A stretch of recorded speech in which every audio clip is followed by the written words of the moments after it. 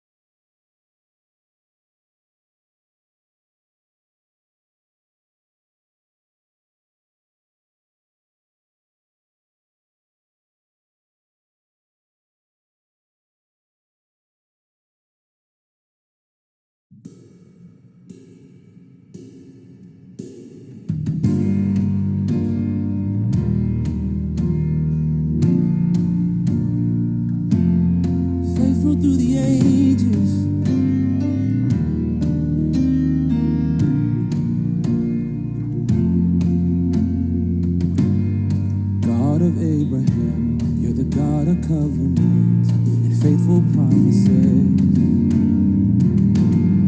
Time and time again, you have proven just what you said.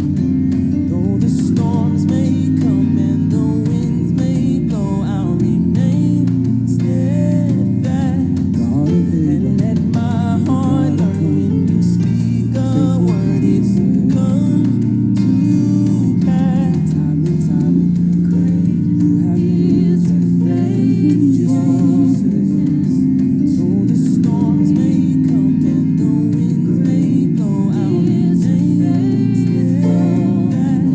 And let my heart learn when you speak a rising sun to the setting, say my praise. Your name is great, is faithfulness to me.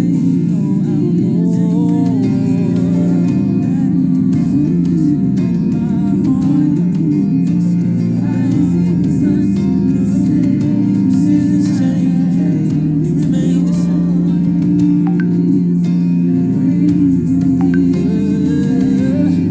God from age to age, though the earth may pass away, your word remains the same. Yeah, your history you can't do. You're faithful and true. Though the storms may No, I'm gonna stop this. blow, I'll remain.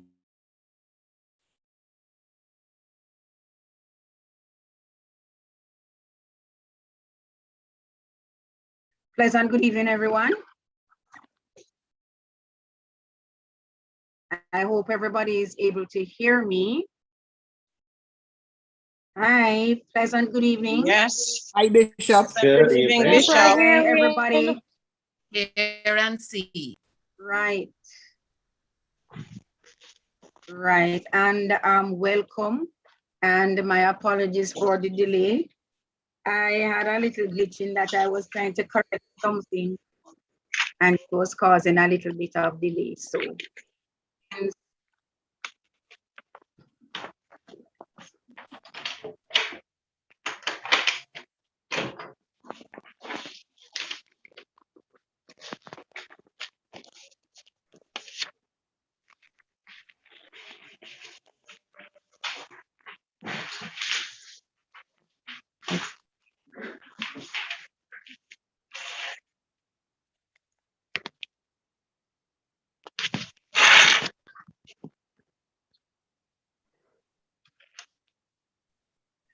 now, first of all, I'm just going to be inviting Reverend Shireen Williams to lead us in prayer.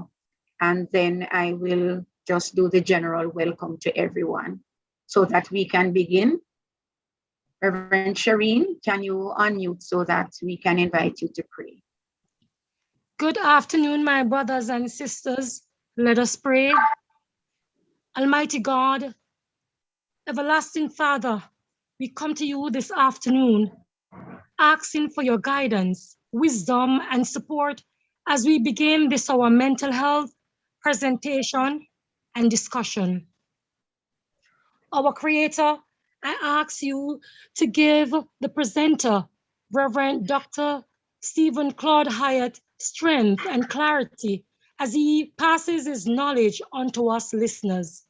Lord, cover this platform under your blood. Help us not to have any technical issues.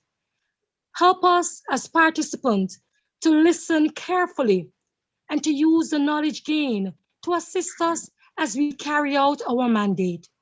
Thank you for this opportunity that we could meet in this fashion. Thank you for the organizers for putting this program together, especially in this time when people are depressed and confused, especially due to the situation with the COVID pandemic. Father, have mercy upon us and help us to have a productive and blessed afternoon. In Jesus' name, amen. Amen.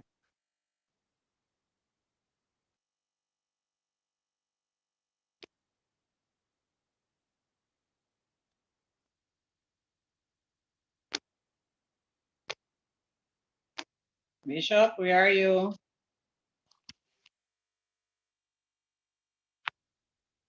Bishop Christine, unmute yourself.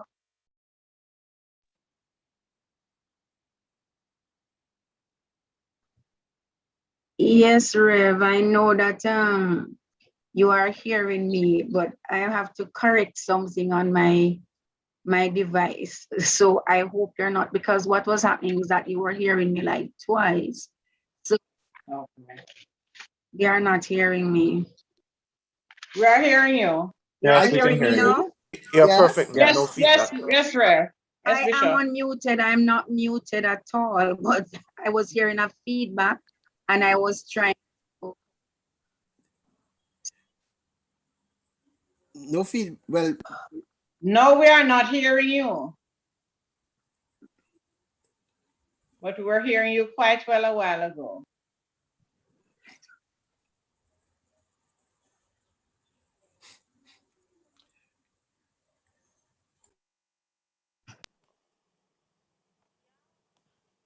Just one moment, everyone. We're going to connect with Bishop and Okay. fix that.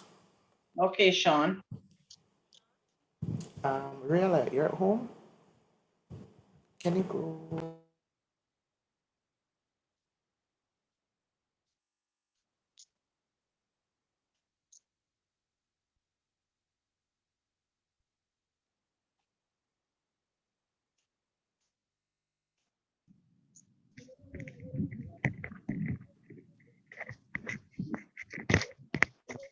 Great is your faithfulness to me. Oh, great is your faithfulness from the rising sun to the setting same. I will praise your name.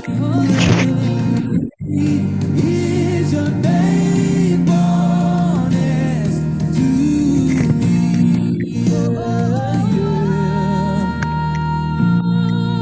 Your faithfulness, it never runs out.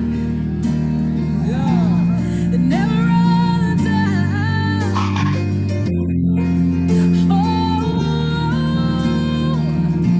Your faithfulness, it never runs out. Never runs out. It never runs out. Never runs out. I put my faith in Jesus, my anchor to the ground, my hope and firm foundation. He'll never let me down. No.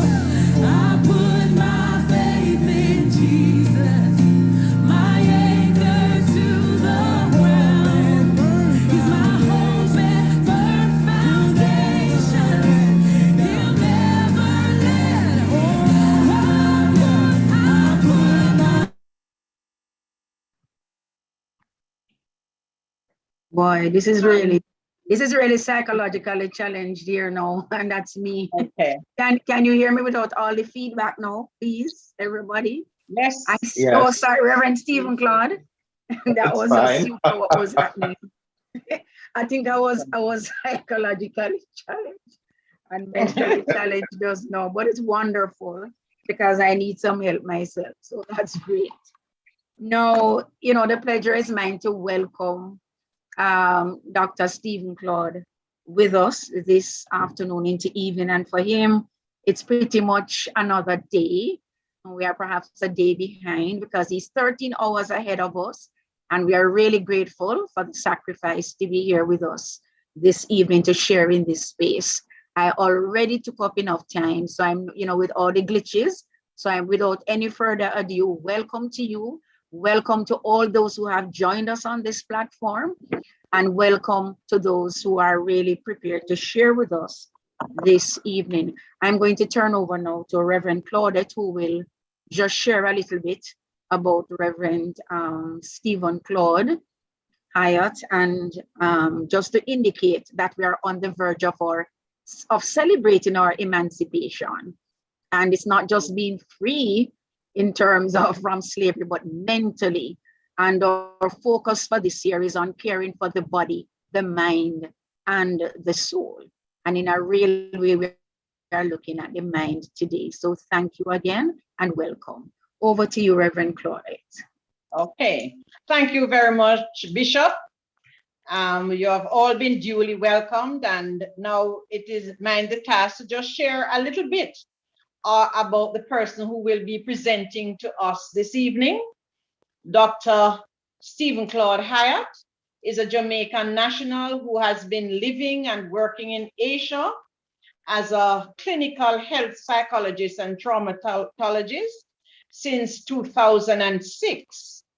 He has been a therapist for the past 22 years and served in varying capacities across institutions during his lifetime. He was a guidance counselor at Jamaica College, clinical psychologist with Family Life Ministries here in Jamaica, lecturer of graduate students in psychology at university, and guest lecturer. Not hearing.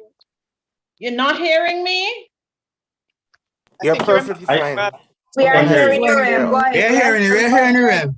We are hearing Okay. you. Somebody just shouted not hearing. Go with their voice. Go ahead. Okay. He has been a guest lecturer at Capital Medical University in Beijing. He has been all across the world. He has conducted countless seminars all over the Caribbean and in the USA, and of course, Asia, where he is now. He worked at the Beijing Vista Clinic, but currently he is the director and managing partner for Cognitive Assurance Life Management, CALM it is called, International, and he oversees the running of that company. Dr. Hyatt is interested in varied interests. This include trauma, employee assistance programs, HIV and AIDS, depression, conflict resolution, stress management. Those are just a few. And he's a member of the Jamaican Psychological Society and the American Psychological Association. So he comes well experienced and very capable of handling this subject. So we welcome you, sir, and we look forward to hearing from you. We are hoping that at the end of his presentation, we might have be able to field a few questions. So we'll see how that goes. Thank you, Dr. Claude, for Hyatt, for taking up this challenge, and we know you will do justice to it. Over to you, my brother. Thank you, Reverend Campbell, for the introduction, and to Bishop Christine for the welcome and also the invitation to speak with you all, which is a distinct pleasure of mine so to do. Just to talk about a few things, technical things. You know, usually when I give presentations in person, I love for it to be interactive, you know, to interact with the audience as we go along. It's a little bit different via Zoom, but sometimes I will ask questions and I would love for persons to jump in to answer those questions. And so in order to do that, you can, if you look at the bottom of your screen, if you move your cursor, you'll see a little tab called More. And if you click on that, you'll see Reactions. And you could just raise your hand and I'll ask the host and my co-hosts to just indicate, yes, E. Robinson, thank you for the demonstration, to just indicate who should speak, who should ask the question, who should answer the question. So we'll do that as we go along. And then at the end of it, we will open and field a little bit of a discussion, question and answer. Oh, so I'm going to try and share my screen with you all. I have a PPT presentation, and I will also send a PDF version to Bishop Christine later on so that she can share it with you all. let me just set this up here.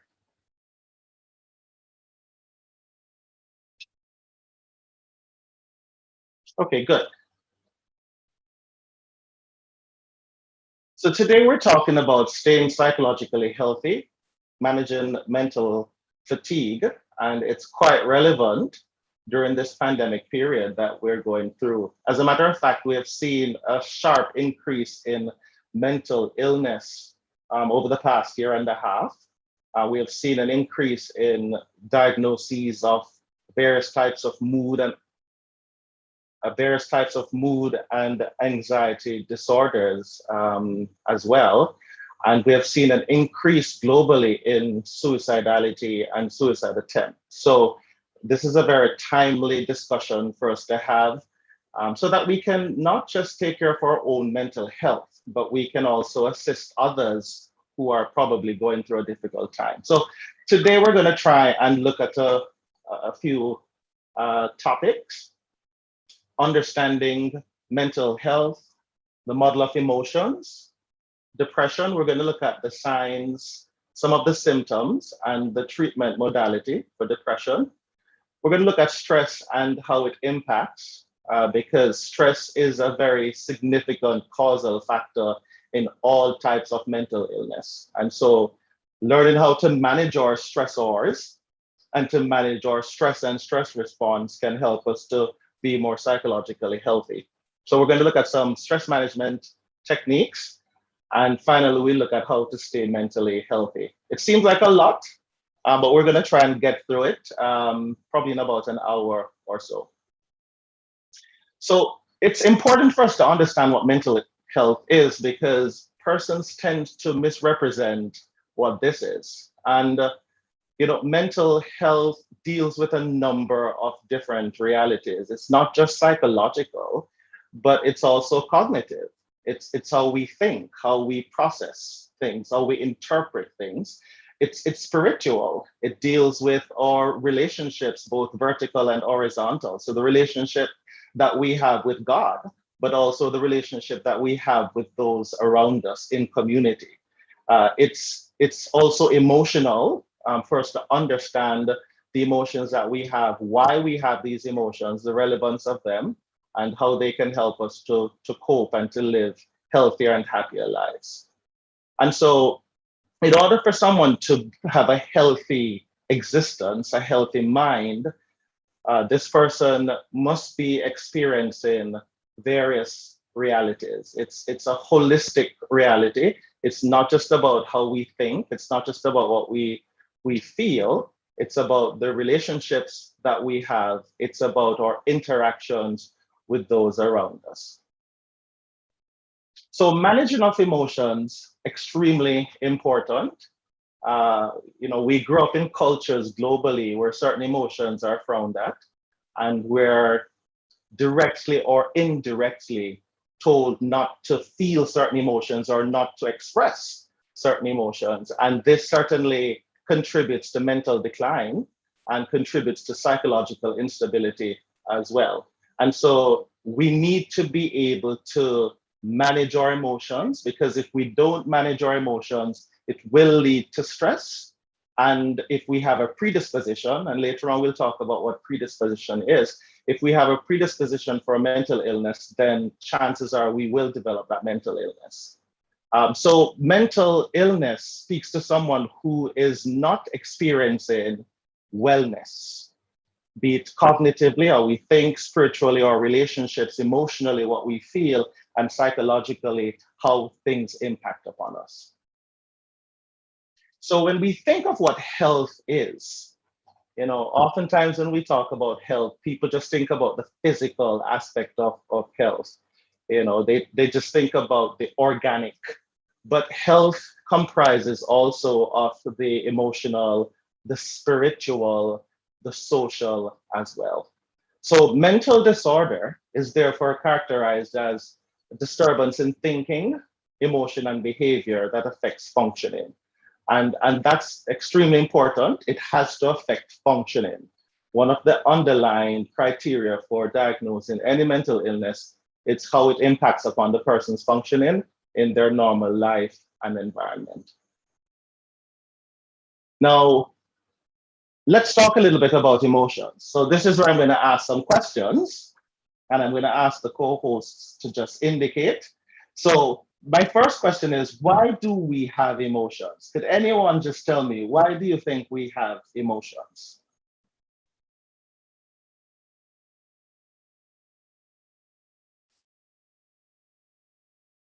And I'm just going to wait a few seconds to see if anyone will jump in.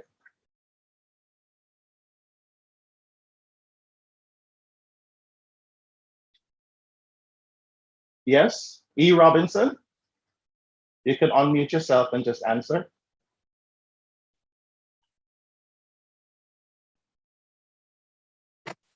Thank you so very much.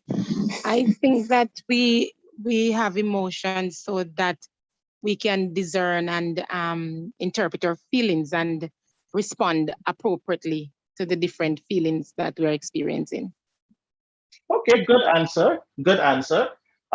It certainly is about assisting us to interpret and respond to not just our feelings, but to our environment.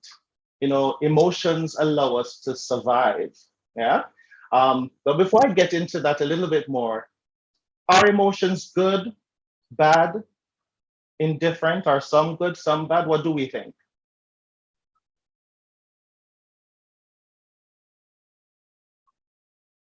Anyway.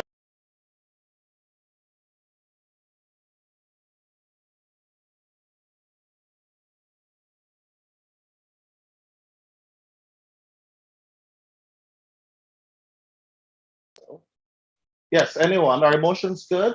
Are emotions bad? What do we think?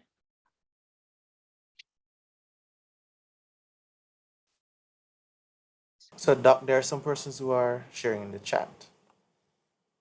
Not sure if you can see those. No, I can't see the chat. So Okay. we need to speak because I can't go between because I'm sharing screen. It's From the difficult same for me to device, go between. right? Okay, Yeah. I'll go there. I'll go Yes. there.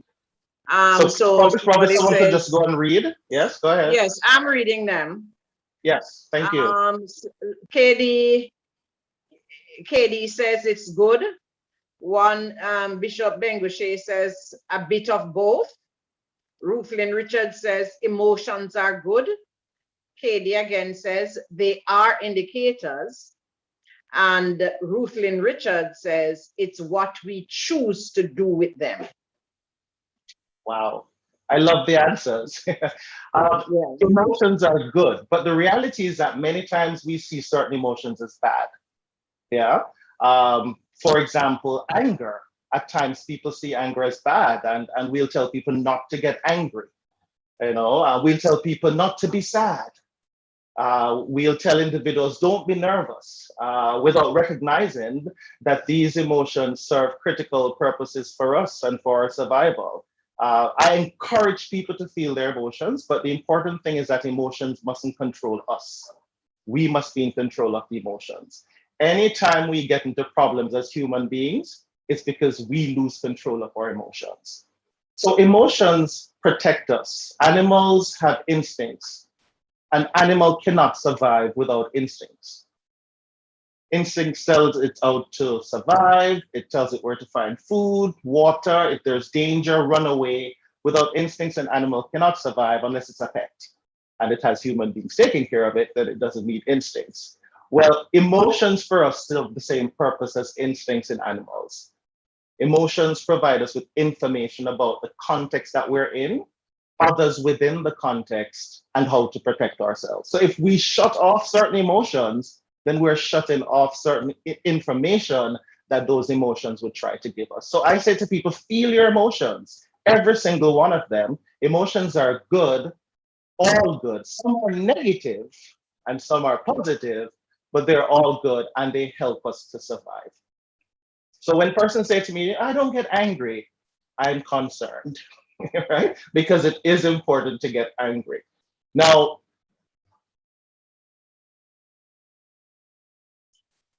I wanted to talk about some of the emotions that we consider to be bad and see if persons can tell me what's possibly good about these emotions. Because if we're saying emotions are all good, then we must be able to identify what's good about the emotions, especially the ones that we oftentimes consider to be bad. Yeah. So let's start with jealousy. Can anyone tell me what's good about jealousy?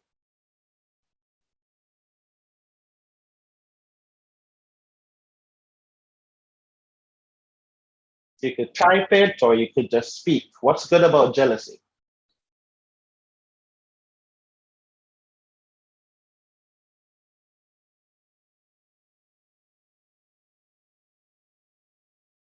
I'm sure if I asked what's bad, I would have many answers. Yeah. Persons are Go right. ahead. Somebody wrote, you are aware of what you like or don't really like. I don't know. Yeah. Katie. Yes. Yeah, Katie. That's true. Jealousy helps us to recognize what we like, what we don't like. Jealousy helps us to recognize something that we want to attain or we want to achieve. And so if we're jealous of what someone has, that jealousy can motivate us to work harder to accomplish that particular thing. You know, if we're jealous of individuals that we care about, you know, be it a husband or a wife, or a boyfriend or girlfriend or parents or children, you know, jealousy is actually good because it indicates that you care about this person. Because when we're jealous of someone, we're jealous of their attention and their time. We want them to spend time with us. We want them to give us attention. And so what it says is that this person is important to me. If we're not, we don't want to spend time with someone who we don't like, do we? No. And we don't want the attention of someone we don't care about. So jealousy also tells us that this person is important to us. Yeah. What's good about depression?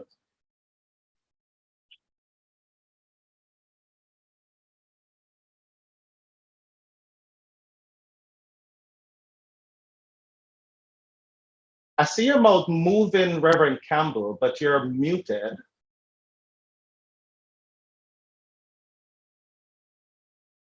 E. Robinson, you can go ahead. Unmute. Right. Okay. Okay. So it may indicate that you have reached a certain point and you may need to stop or slow down or get some treatment. Good. It's an indicator that something is wrong. Yes. Reverend Campbell? Yes, what I was saying before, what I wanted, because there was a comment on jealousy in the chat, Right. which says, when it comes to being jealous of what someone else has, is that the same as being envious of what someone else has? And that's a very good question. And I usually say to persons, you know, envy and jealousy are not distant cousins. They're first cousins. You know, when we're jealous of someone or we're envious of someone, it means usually we want something. Now, jealousy speaks to, it's a little bit different in that when we're jealous of who that person is. We're jealous of what that person has attained. You know, oftentimes envy speaks to material possessions, something that the person has, and we want to have those things as well. But very thin line between the two.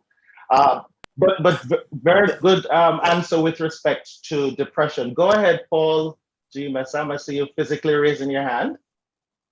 All right, Doc, just before Paul, there are persons on YouTube who are sharing. Yes. Yes. So Helen Livers is saying depends on how it allows us to interact with the environment negatively or positively. Jealousy tells that you are normal. Georgia Henry is saying that reflects feelings of possession or belonging and sets the Right. baseline for what's normal, says Helen. And That's from Ellen is correct. Thank you, Ellen. You're on the money. Yes. There's a comment. There's a comment in the chat about depression, but sometimes you're depressed and don't recognize it. And we're going to talk about why that is dangerous in a little while. Go ahead, Paul. Yes. Oh, yes. Good evening, everybody. Good evening, Dr. Hyatt. How are you? Good evening, sir. I'm good. Good to see you. Yeah. Most of what I want to add to the depression aspect is that most of us at one point or another are depressed. And we get a bad grade on an exam. we break up with a steady date, we lose a tight ball game, and we move into a different city, a different place. So naturally we feel down for a while, but then we get back up and get back into the swing of things, because sometimes we are down and sometimes we are up and sometimes we are neither down nor up. True. We're going to make a distinction between depression and sadness, though, because most of us experience sadness, but most of us have not experienced depression, because depression is more of a clinical state. And we're going to talk about that a little bit more, because in order for depression to be diagnosed, duration is important, how long certain symptoms have been experienced or manifested. But depression, it indicates that something is wrong. It's a signal that something is wrong. You know, depression doesn't start as depression. It starts as sadness or a melancholy mood, but be it sadness, melancholy mood, or depression, it's an indicator that something is wrong. It's saying, hey, Stephen-Claude, Claudette, Paul, what's wrong? You don't usually feel this way. Is it home? Is it work? Is it school? Is it relationship? What's going on? It's trying to get us to do some reflection and some introspection so we can find out the problem and we can do something about it. And the truth is that most of the times we do discover what's wrong, either by ourselves or through talking with someone, we resolve it and then we're okay. But sometimes we ignore it. Sometimes we feel the sadness coming on and we go, you know what, I just need to push through it. Let me ignore it. Time will heal. And we push through, and then sadness grows and it becomes mild depression. We ignore it, mild depression grows, it becomes moderate depression. We ignore it, moderate depression grows, it becomes clinical depression if we have a predisposition, and then we're overwhelmed by it. So the truth is, whenever you begin to feel that sadness coming on, it's saying, check in. Something is going on. What's wrong? Do something about it. So depression isn't bad. Depression is good because it indicates that we probably have gotten to the state where we need now to get some help, be it professionally or otherwise. Yeah. Now, I should say that if emotions control us, it's bad for us. So if jealousy controls us, it's not good for us. You know, if someone gets jealous and the jealousy controls them, the jealousy can cause them to stalk someone, to try and control that person, to check SMS messages and listen to phone conversations, check emails. That's bad. But that's not jealousy. That's the response to jealousy. Because if that was jealousy, then everyone who feels jealous would act that way. But that only happens when someone loses control of the emotion. The same with depression. If depression controls us, we're in trouble. If depression controls us, it prevents us from functioning and taking care of our responsibilities at home, at school, at work, or wherever. So once we're in control of the emotion, it helps to protect us. Final one, anger. What's good about anger? And this is an important one because we oftentimes tell people not to get angry, and we make it seem as if you have lost control when you're angry. Persons will say to me proudly, oh, I never get angry. And I say to them, I'm concerned about you. Yeah. So what's good about anger? Anyone?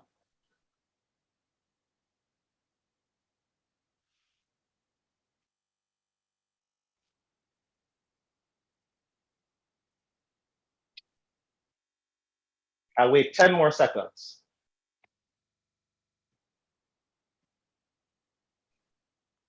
Somebody wrote in the chat,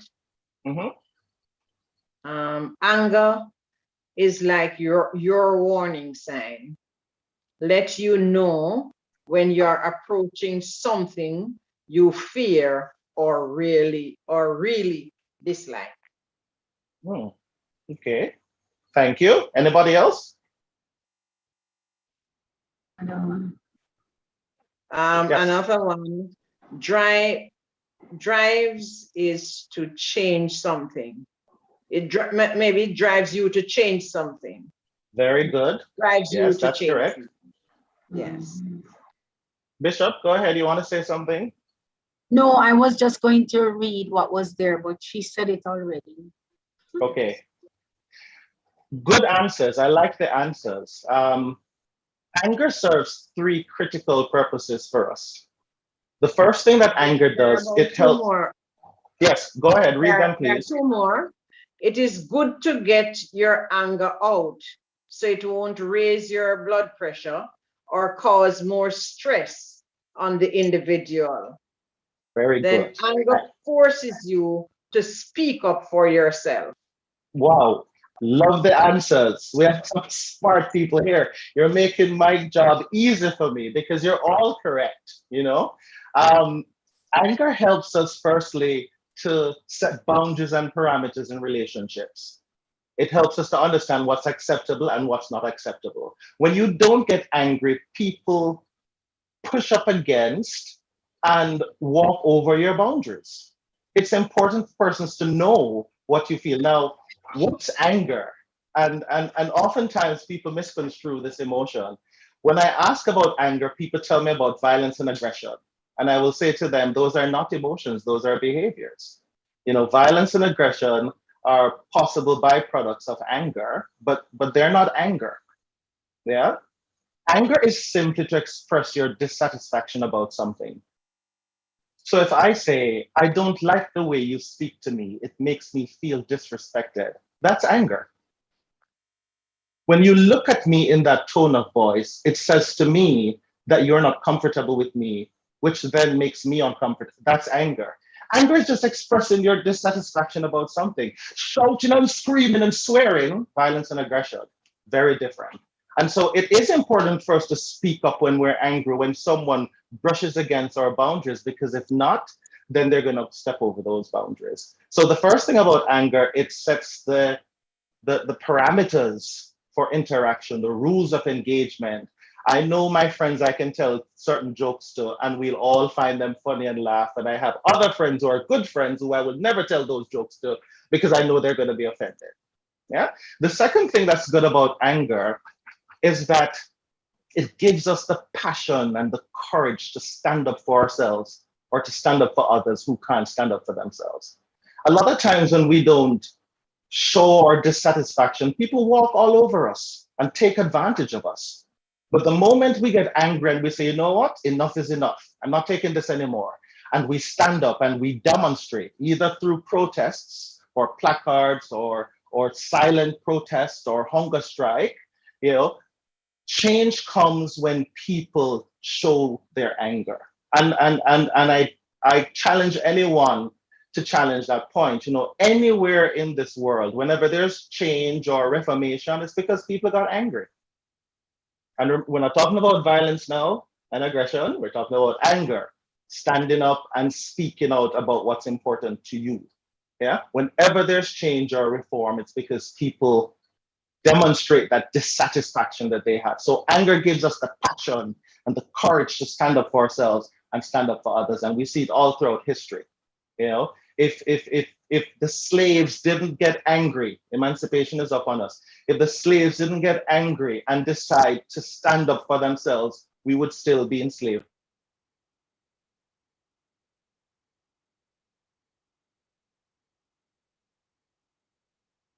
Wow.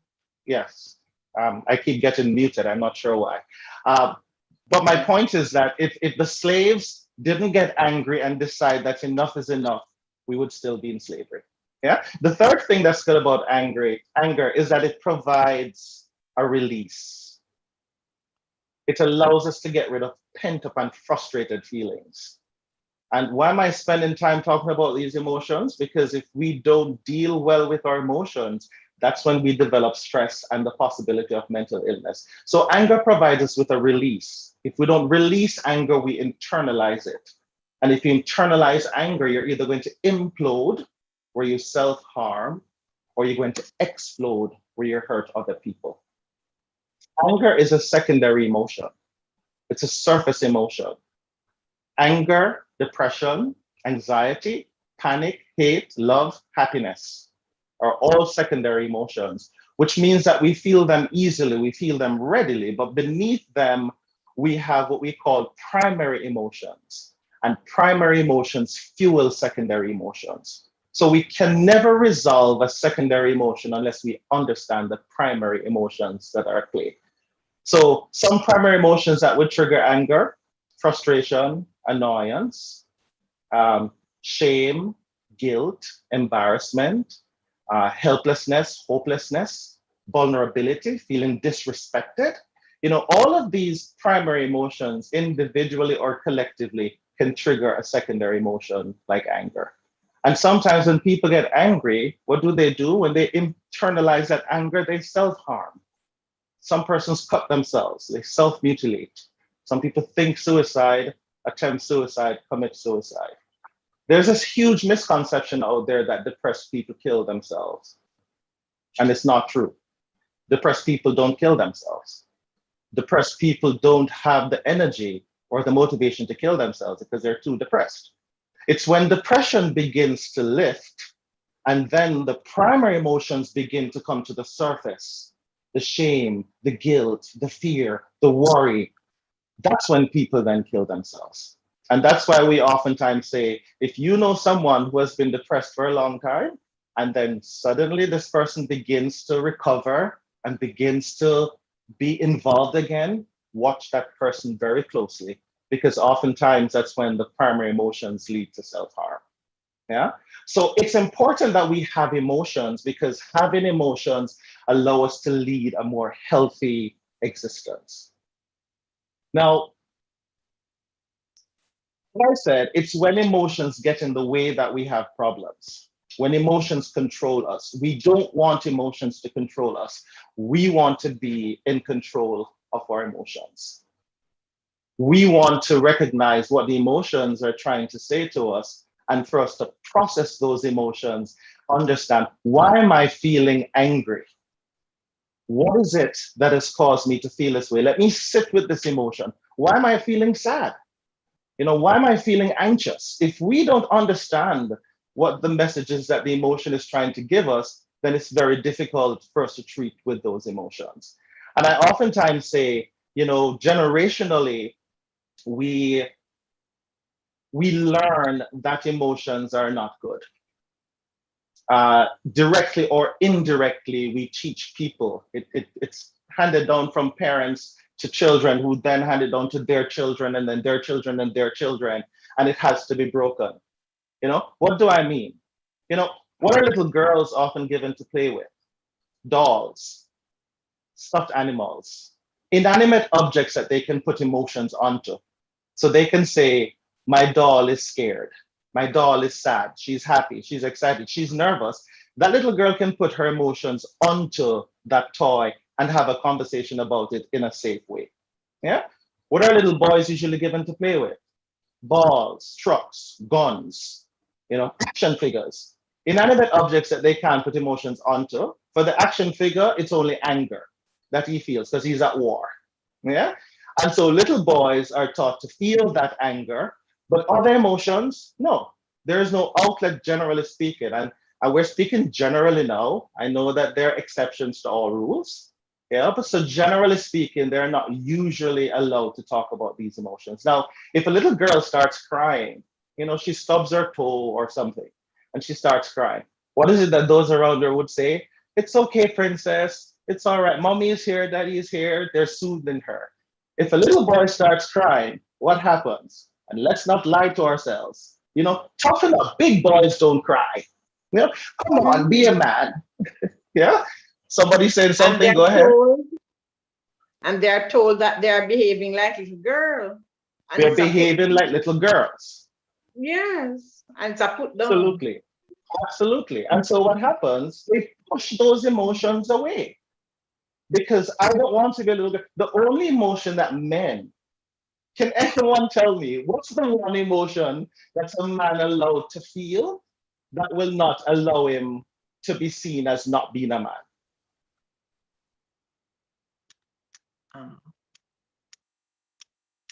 One emotion. Anger. Anger. If a man says he feels nervous, E. Robinson, go ahead.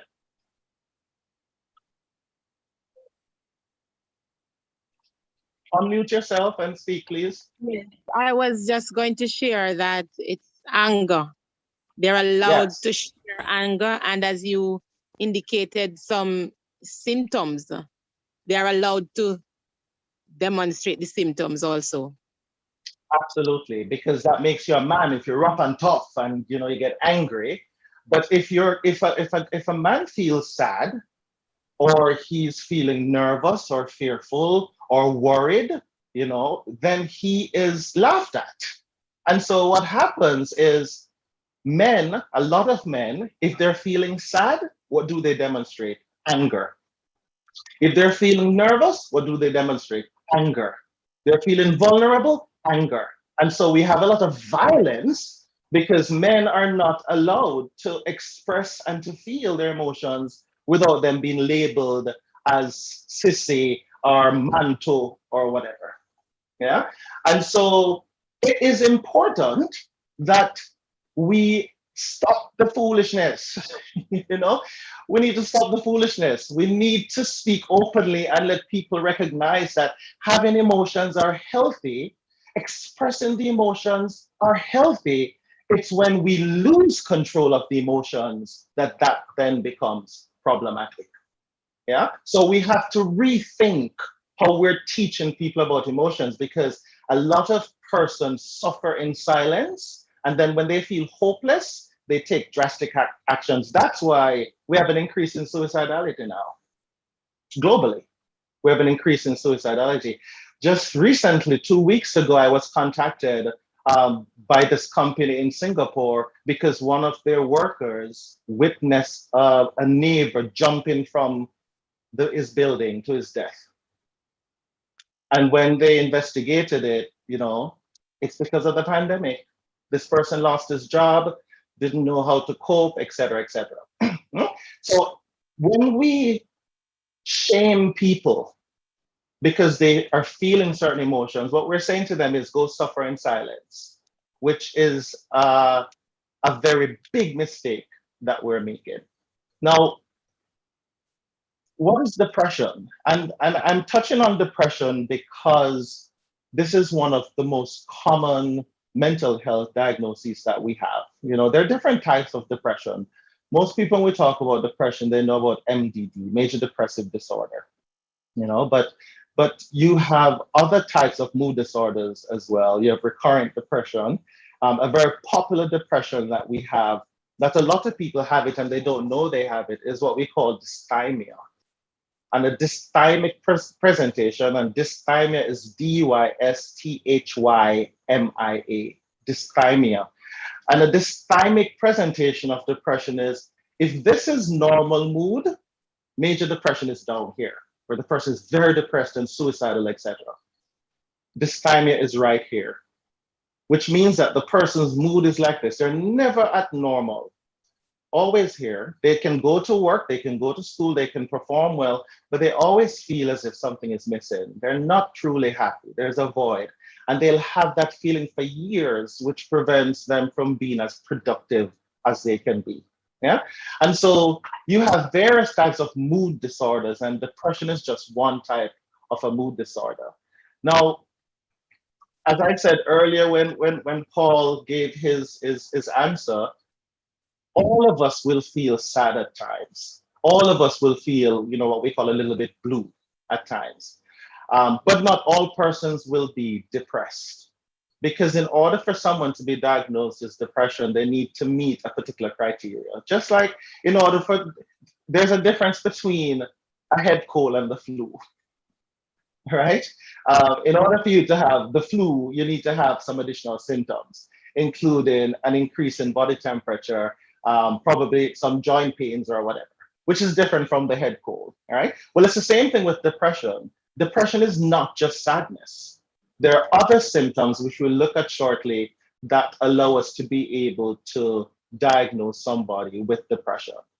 Yeah. Now, the reality is that it's a very common mood disorder. So for those of us as mental health doctors, physicians, medical doctors, if someone comes with the flu, they just go, it's the flu. This is what you need to take in order to get better. They don't get alarmed when someone comes with the flu. Oh, he has the flu. No, because it's common, right? Well, it's the same with depression. Depression is a very treatable mental illness. But the problem is that many persons stay depressed for a long time. They're ashamed to come forward because of the stigma associated with mental illness, that they then deteriorate, because if you don't treat depression, it gets worse. And many of us are guilty for saying things to people like, you have nothing to be depressed about. Look at your life. You have this wonderful job or this or that, and without recognizing that has nothing to do with why people get depressed. Just go exercise. God has been good to you. Being depressed is you slapping God in the face. Ridiculous things like these cause people to hide when they're not feeling well, and so depression then gets worse. And so there are many persons out there who are depressed, but they're not seeking treatment because they're fearful of being condemned. And as a church, we have a lot to account for, because as a church, we sometimes minimize mental illness. I thank God for Professor Hicklin, the late Professor Hicklin, who was one of my lecturers on campus. He made a big deal about marrying theology and psychiatry. He said it was important for the doctors and the pastors and the priests to work together to determine what's mental illness and what's demon possession.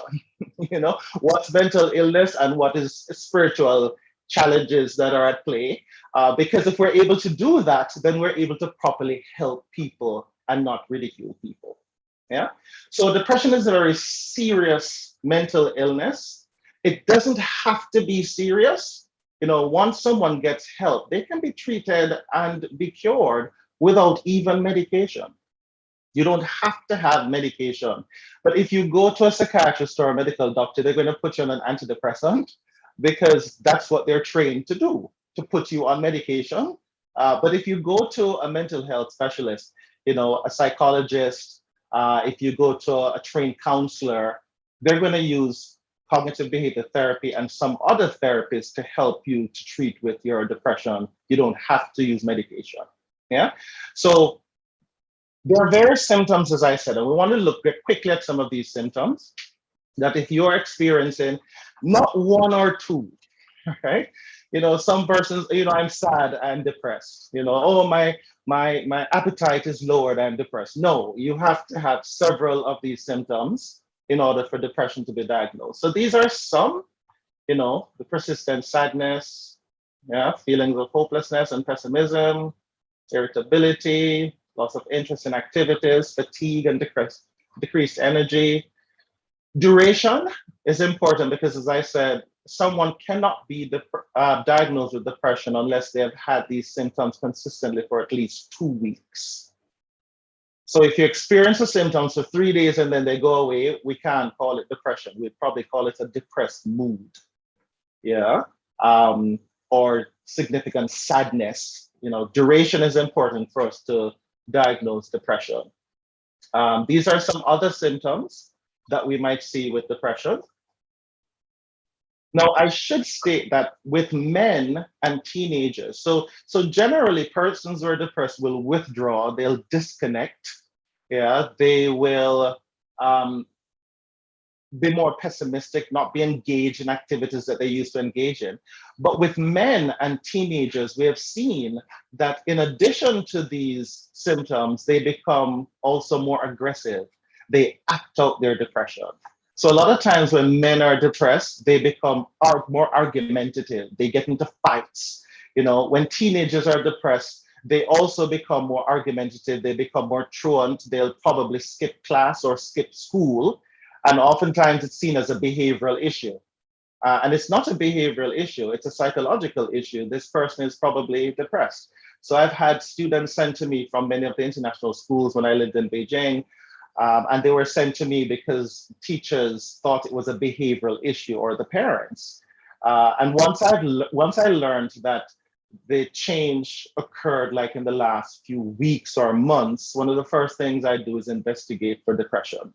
Yeah, so it's very important to state this. Sometimes if you see a man becoming more aggressive, more argumentative, getting into fights, or a teenager, there's a possibility of depression as well.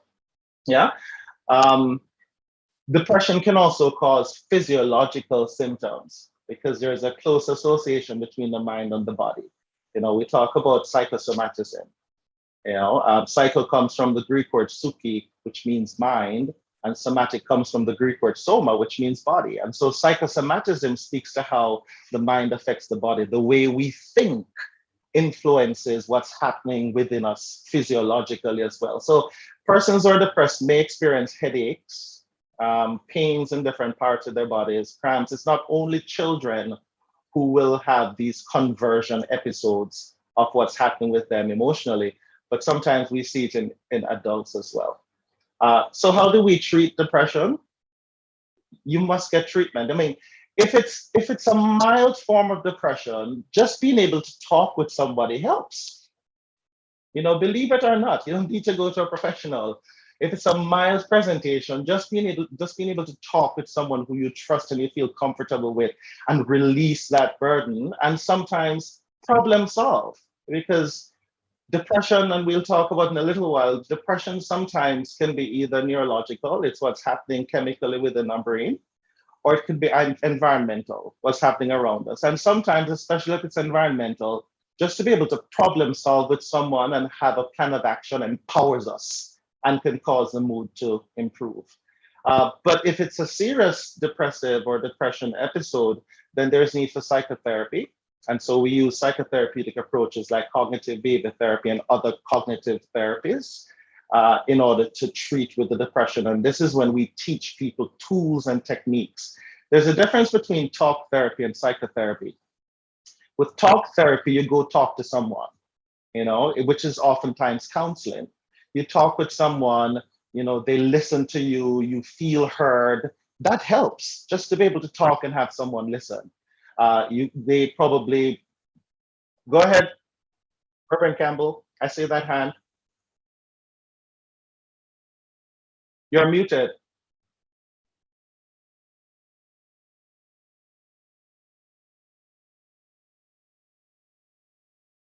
Okay, sorry about that. No There are problem. some comments which persons were making as we go along.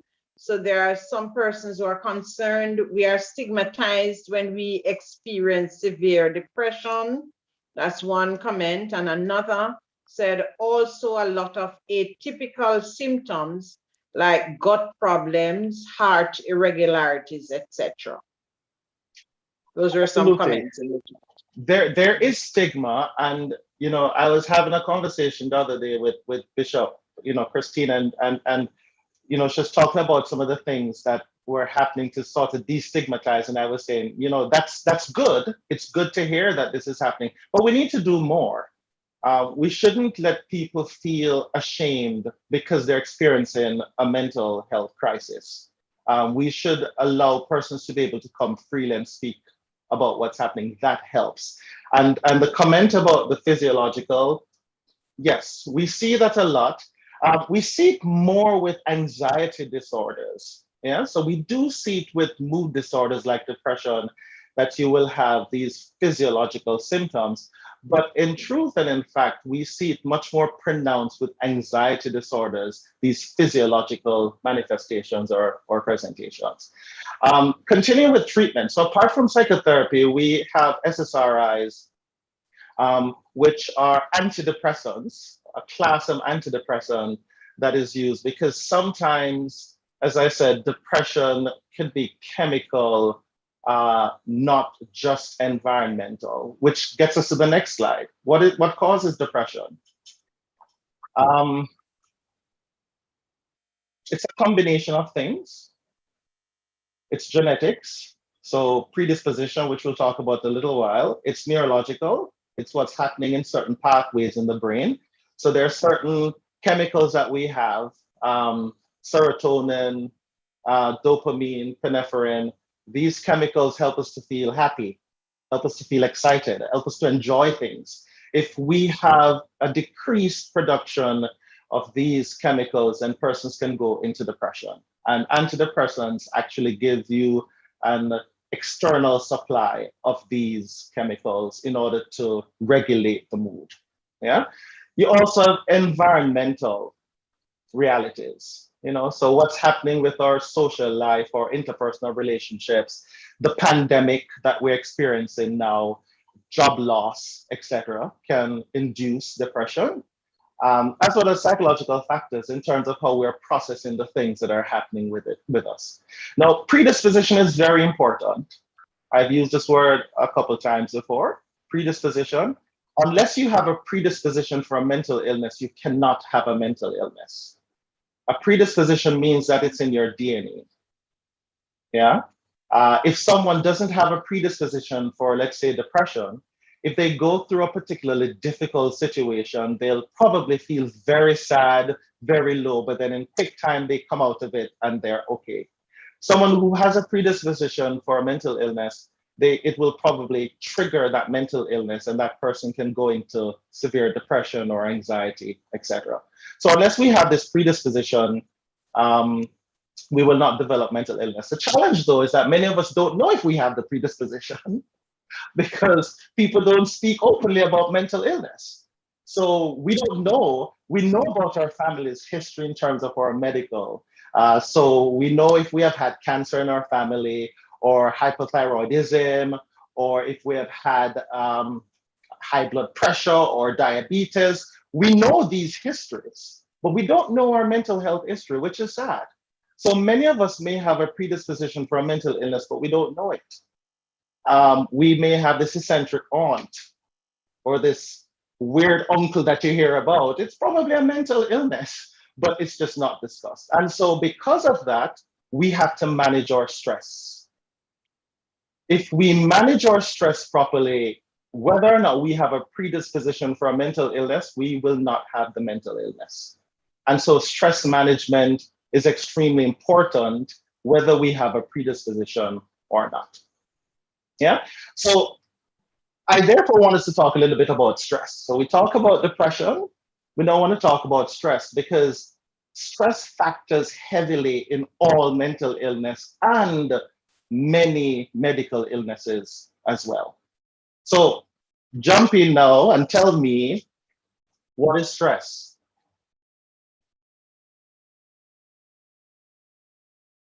Anybody, what do you think stress is?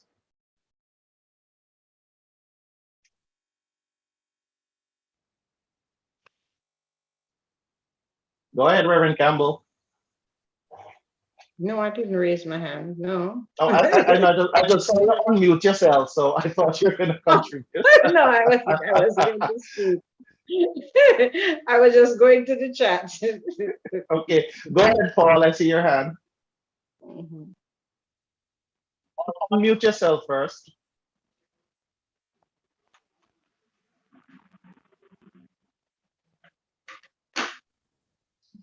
Okay, Yes, thank go you. ahead.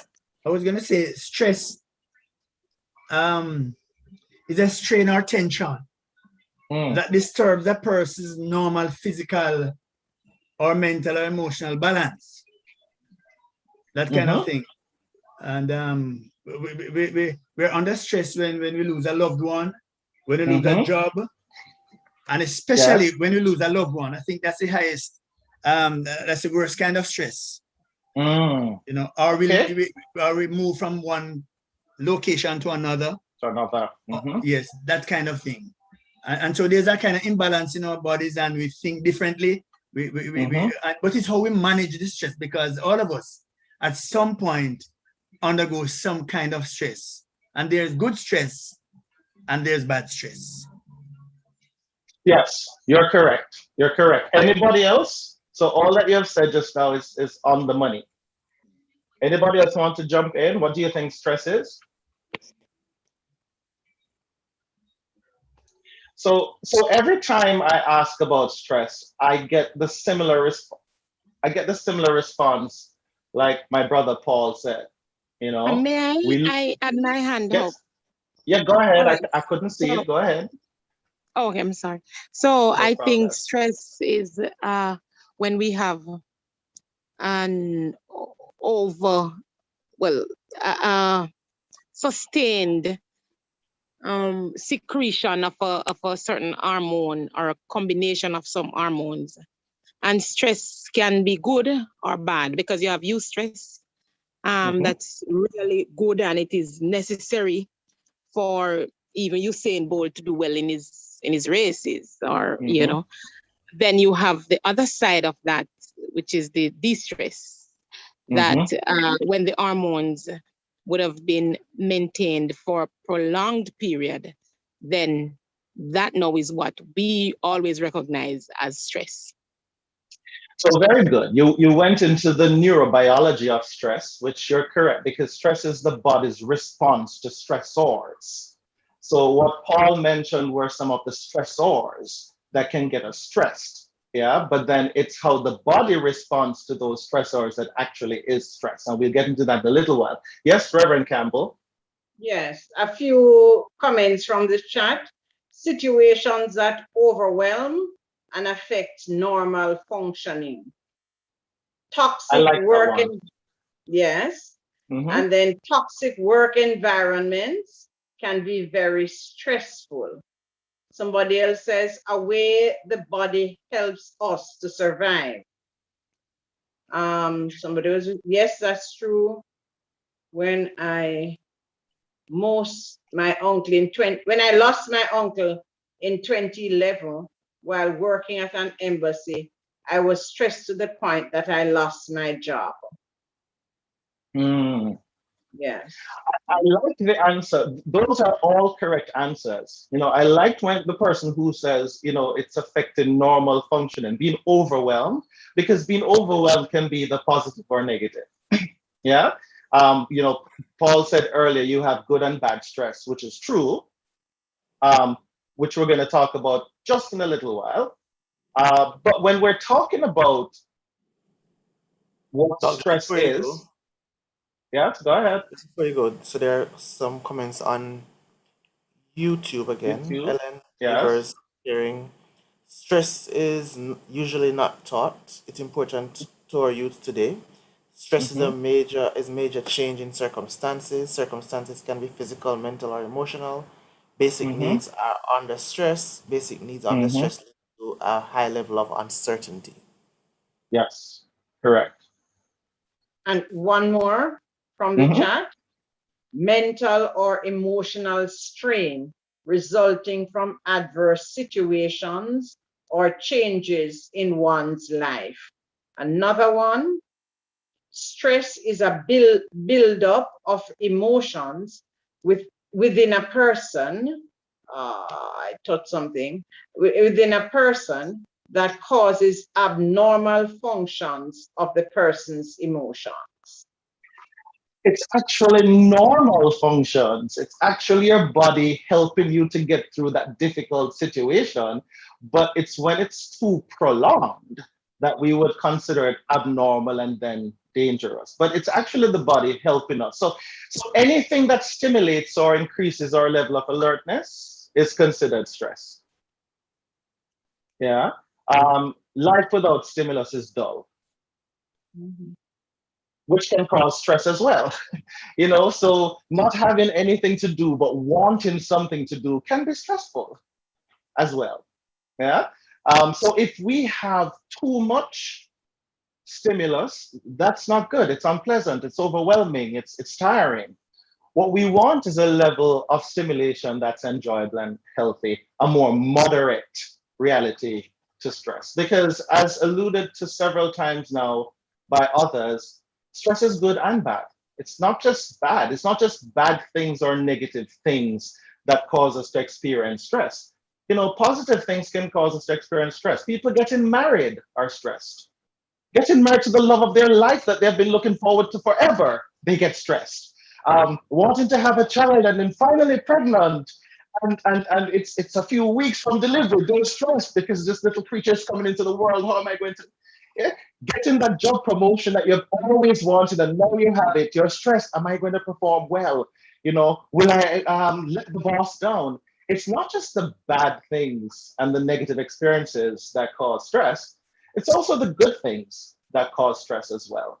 And so what we want to learn is how to balance the stressors in our lives. Yeah, we want a level of resources with stress. So it's not about how much stress we have, because we all have stress, as was said earlier, we all experience stress, but do we have the resources to help us to properly manage our stress? That is what becomes important.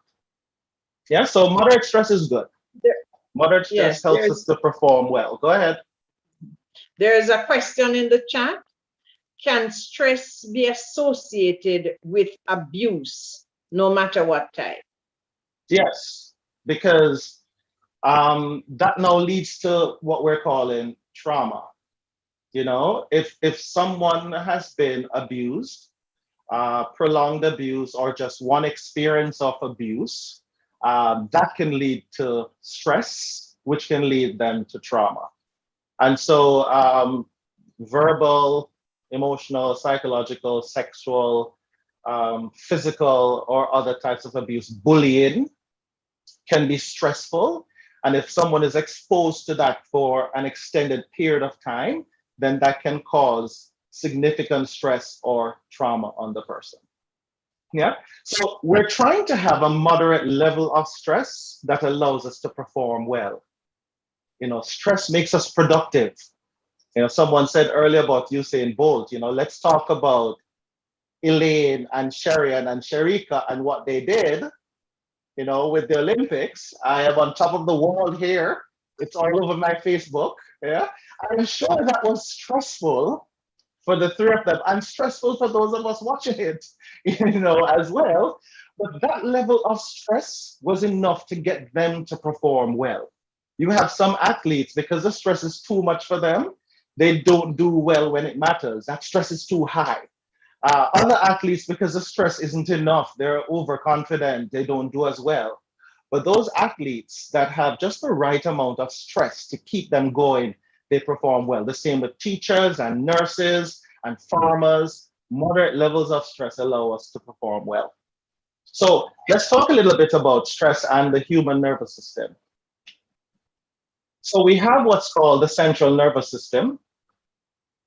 The central nervous system comprises of the brain and the spinal column. Yeah. Then we have the peripheral nervous system. And with the peripheral nervous system, we have the somatic and the autonomic branches of the nervous system. And these are more peripheral. So we feel them in our limbs, you know, the skin, etc. Yeah. So stress takes place at the autonomic branch of the nervous system. Now, the autonomic branch serves two purposes. If we hear a loud sound or we smell a strange smell like gas or something or whatever, we get into our fight or flight. Yeah, the body prepares us to take action. Yeah. Once we recognize that there is no threat, then we go into our non-emergency mode. We start to rest, we start to recover. And this is what happens. So we have the sympathetic and the parasympathetic response to stress. So whenever we feel stress, something is happening, we have this race to do, we have this presentation to do, we have this big meeting coming up, we hear this loud noise, our heart rate increases, our breathing increases, our pupil will dilate, our blood pressure increases, we sweat more, stress hormones will increase, like adrenaline and cortisol, digestion, immune system, and salivation will decrease. You know, that's how we get dry mouth. But this is the body preparing us. It's giving us the strength that we need to run away or to do battle or to hide. Now, once we recognize that there's no danger, then the parasympathetic kicks in. Yeah, it controls and regulates the body so that we go back to rest. So breathing, heart rate go down, the pupils become reactive, the blood pressure will decrease, we sweat less, stress hormones will decrease, our digestion, immune system, and salivation will increase. So what does that look like? This is what happens many times throughout the day. We have this reciprocal relationship in the autonomic nervous system. Yeah, so we have the parasympathetic and the sympathetic. Yeah, so you hear something, you charge. Oh, it's nothing serious, you relax. Charge, relax. We have this several times, many times throughout the course of a 24-hour period. And this is all normal. This is what happens when there's stress. We either get stuck on the high or we get stuck on the low. So we either get stuck on the sympathetic response, where we are anxious, panicked, hyperactive, hypervigilant, a lot of rage or anger, yeah, because we are still stimulated, or we get stuck on the low, where we feel more disconnected, exhausted, numb, depressed, sad. And whenever we get stuck on the high or stuck on the low, this is when we're experiencing stress. Now, I want to talk a little bit about cortisol and the significance of cortisol. Now, whenever we're stressed, cortisol is produced. Now, cortisol is a hormone. It's produced in the adrenal gland like adrenaline, but it is, when it's produced, it goes to our muscles, preparing us for fight or flight, where we have the energy and the strength to do battle, to take care of ourselves. Now, once we begin producing excess cortisol, other things begin happening in our system. Our blood pressure goes up, our sugar level goes up, our cholesterol goes up, our immune response will go down. Now, if we stay in this state for a day, no problem. It's the body's natural defense, yeah? But if we stay in this heightened state for days, weeks, months, the overproduction of cortisol then begins to poison our system. So persons who have been stressed for an extended period of time, they're constantly tired. It doesn't matter how much they sleep, they still want to sleep. They can't recover. You know, usually when this happens, we call it accumulated fatigue. Yeah, we will then give them medical leave just to go home and sleep in order to properly recover. Now, once this happens, persons then will not be able to get over a cold. They keep getting reinfected with the cold because they're vulnerable. They can't get rid of a persistent cough. They keep getting pains, neck pain, back pain, because they're in this heightened state, too much cholesterol for too long in their system. Yeah, and so we don't want to have too much cholesterol, and that's why we want to manage our stress, because if we have too much cholesterol and we're in this stressful state, other things happen as well. You know, research has shown that there's a link between stress and cancer. You know, people who have been stressed for an extended period of time are more susceptible to developing cancer cells as well. Yeah, so that's why we want to make sure that we're managing our stressors. You know, the moment you recognize certain symptoms beginning to happen, you're having problems sleeping, you know, changes in your appetite, you know, worrying more negative thoughts and ideations, or you just recognize that you're constantly tired, then you need to check in, go see a doctor, do something to help to counterbalance the level of stress that you're experiencing. Now, what are some of the consequences of stress? Here they are. All of these things can be triggered by stress. Mental illness, burnout, breakdown. And the difference between a burnout and a burnout is physical. A breakdown is mental. So if someone has accumulated fatigue or chronic fatigue syndrome, then they'll have a burnout. They can't function anymore. They need sleep. Yeah. A burnout can lead to a breakdown. So if you're too stressed, I say to people, take vacation. There's a reason why we have a 2-day weekend. It's not to waste time, you know, it's to recover, because the 5 days can be so intense. You need your 2 days to recover. There's a reason why you have summer holidays for teachers and pupils, because they're doing all of this brain work. There's a reason why, as professionals, we take vacation, because your body needs to recover. And persons just push themselves and push themselves. I know for some persons, they don't have a choice. It's hand to mouth. If they don't work, they can't eat, they can't pay their bills, which is unfortunate. You know, but then what happens, it leads to burnout and ultimately breakdown. Yeah. Then it affects interpersonal relationships, family relations, etc. Yeah. So this is why we want to manage our stress. If we're not managing our stress, we are making ourselves vulnerable to developing all sorts of mental and physical ailments. Now, I want us to talk about some stress management technique, and I want to teach you guys some stress management techniques. We're going to do this on Zoom, right? So I need you to participate and to just follow the instructions so you can experience it as much as is possible.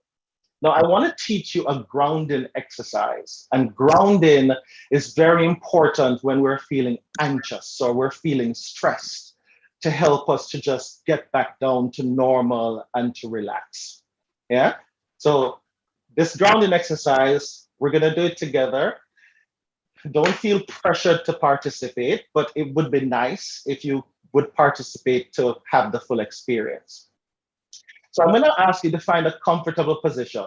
If you're sitting, just lean back. If you're lying down, whatever, just find a comfortable position in your chair, on your bed, wherever you are, on the ground. And I'm going to ask you to just close your eyes. You just close your eyes, be in this comfortable position, and just be mindful. Be mindful of your surroundings and the sounds in your surroundings. Whatever that sound is, it could be birds, it could be a fan, an air condition, people talking, my voice. Invite these into your consciousness. Don't let them distract you. And just breathe in and out, regularly in and out. Be mindful of your brain. Focus on it. You cannot feel it, but it's there. It's sending signals and messages to the rest of your body, to your vital organs for them to function. And your brain is functioning well. And just take a moment to be grateful for your brain as it's functioning well, serving you well. And just breathe in and out, regularly in and out. Be mindful of your heart. You may or may not be able to feel it at this moment, but it's there. It's pumping oxygenated blood to the rest of your body. It's nourishing your vital organs and your limbs, your digits, your fingers and your toes. And your heart is working well. It's serving you well. And just take a moment to be grateful for your heart, to be grateful to God that your heart is working well. And just breathe in and out, regularly in and out. Be mindful of your lungs. You cannot feel them, but they're there. They're taking in oxygen, cool, blue, relaxing oxygen every time you inhale. And every time you exhale, they're expelling carbon dioxide, red, warm, anxiety-filled carbon dioxide. And just be grateful for your lungs as you inhale that cool, blue, relaxing air, and you exhale that red, anxiety-filled carbon dioxide. And just be grateful your lungs are functioning well.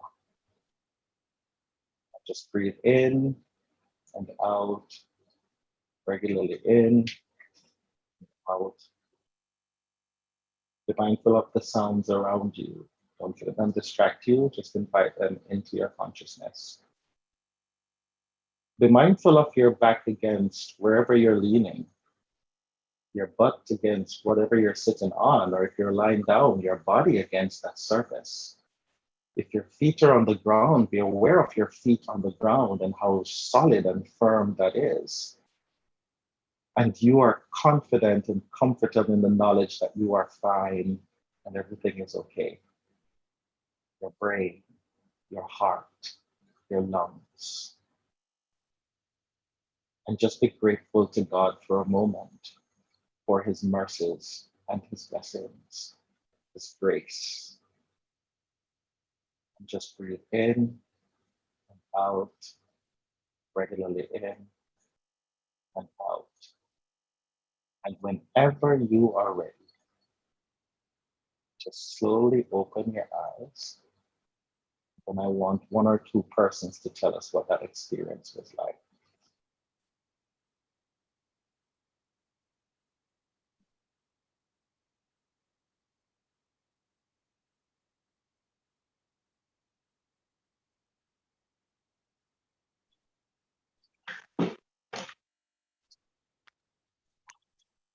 Anyone wants to share what that experience was like? What did that feel like? Where did your mind go?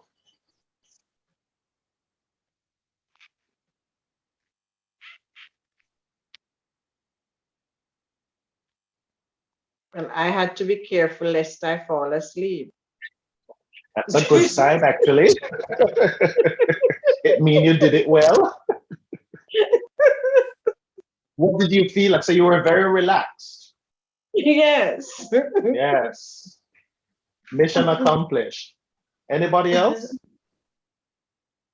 One person Somebody. wrote, heart rate slowed, muscles released. Yes. Yes. And that's the effect we're going for. It's a very simple exercise. We can do it any time of the day, anywhere. You know, I say to someone, if you're in a busy office, just go into the toilet. Hopefully it's a clean, nicely smelling toilet. You just go into the toilet and just close the cubicle and just do your grounding exercise. And you'll recognize that your mind was on you, on your brain and your heart and your lungs and your immediate surroundings. And that's one thing that's good about grounding exercises. They prevent us from drifting mentally to worry about different things. Yeah. And this is a very effective stress management tool. One more I want to teach. Go ahead, go ahead. It's Some responses in the chat. This perspective of all that you have to be grateful for. Repeat that, Bishop. It's Say it again. calming. It's calming and gives perspective of all that you have to be grateful for. Amen. And one person said the same here, that like Reverend Claudette, I almost fell asleep. Yes. Go ahead, Reverend Claudette. Yes, one said relax. Another one says a feeling of tranquility, like being in a beautiful garden of peace. Yes.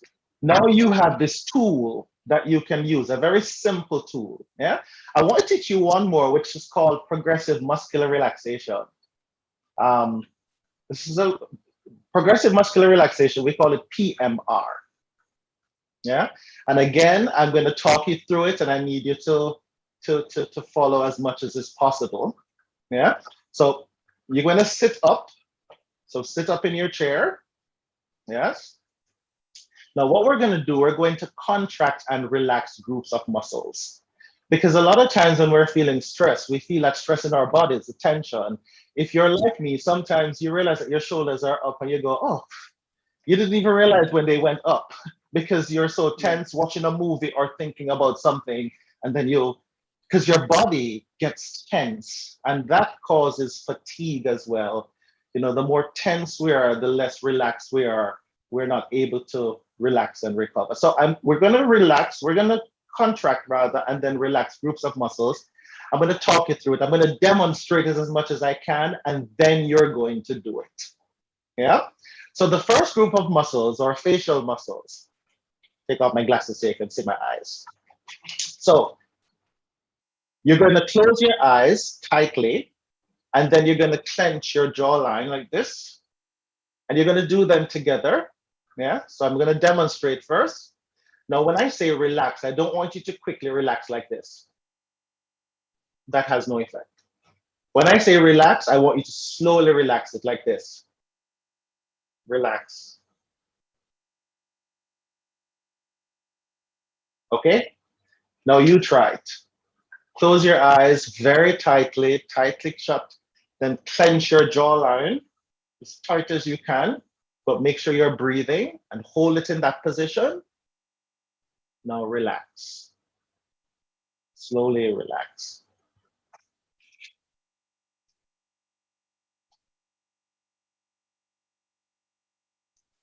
Good. Now we're gonna do our shoulders. So you're gonna do like this, your shoulders, your arms and your hands, like this.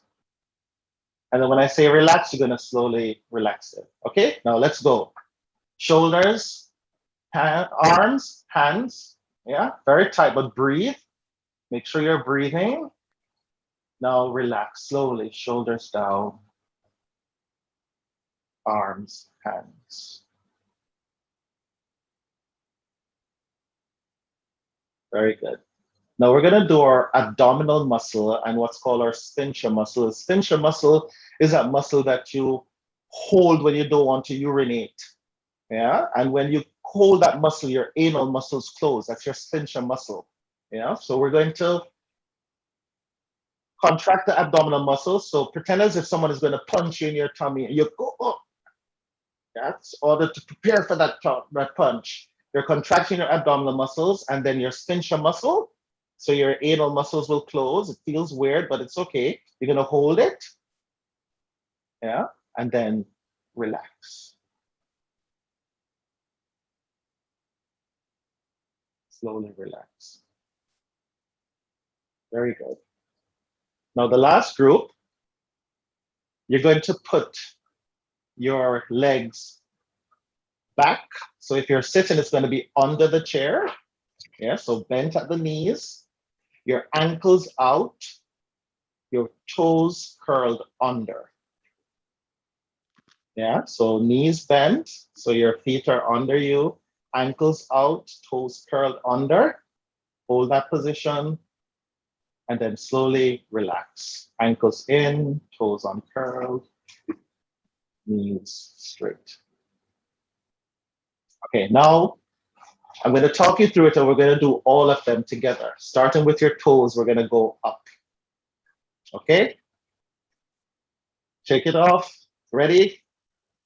Okay, so knees bent, so your feet are under you, ankles out, toes curled under, abdominal muscle clench, sphincter muscle, shoulders, arms, hands, eyes, teeth.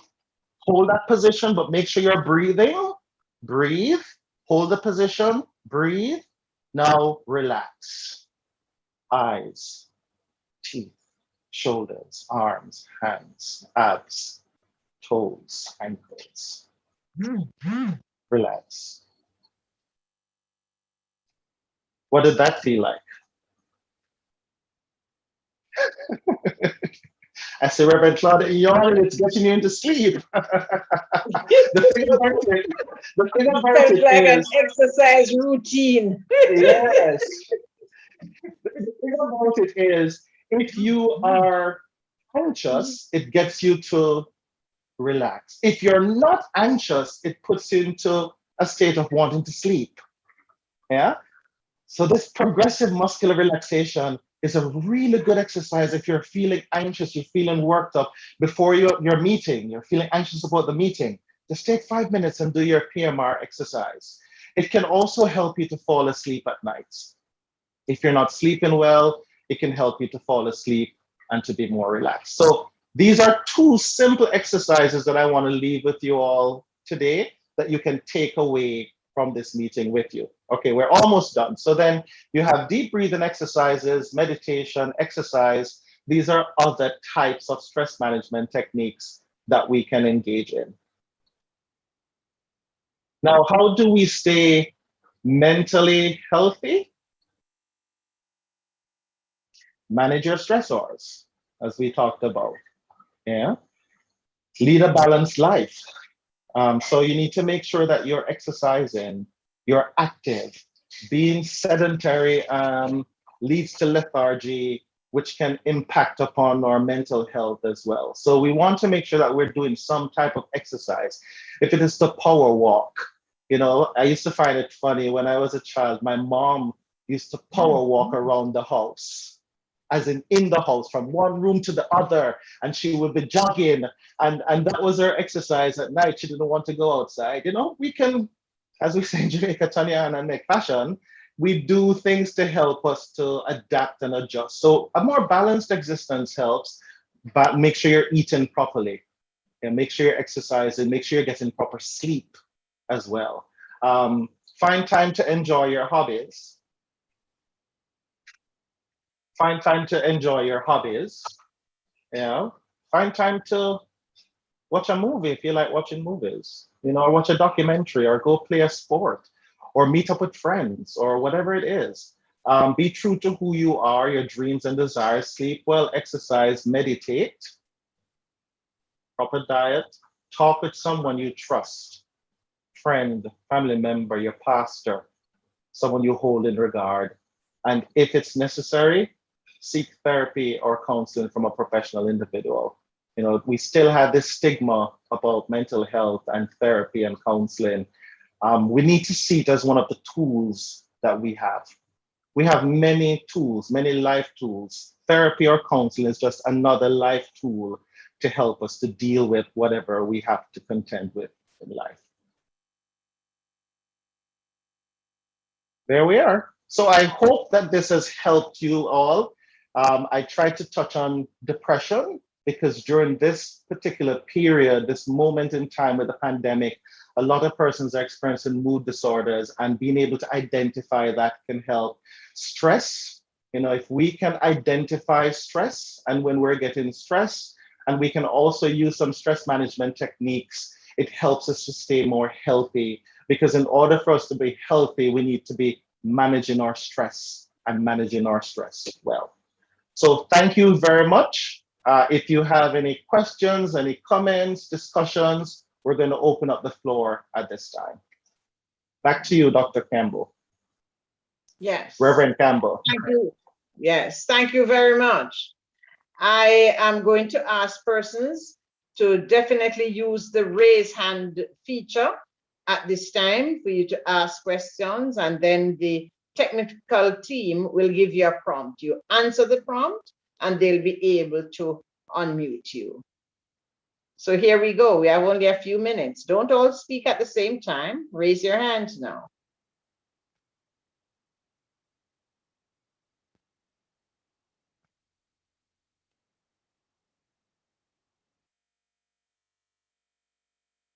Comments, questions, any area you need clarified?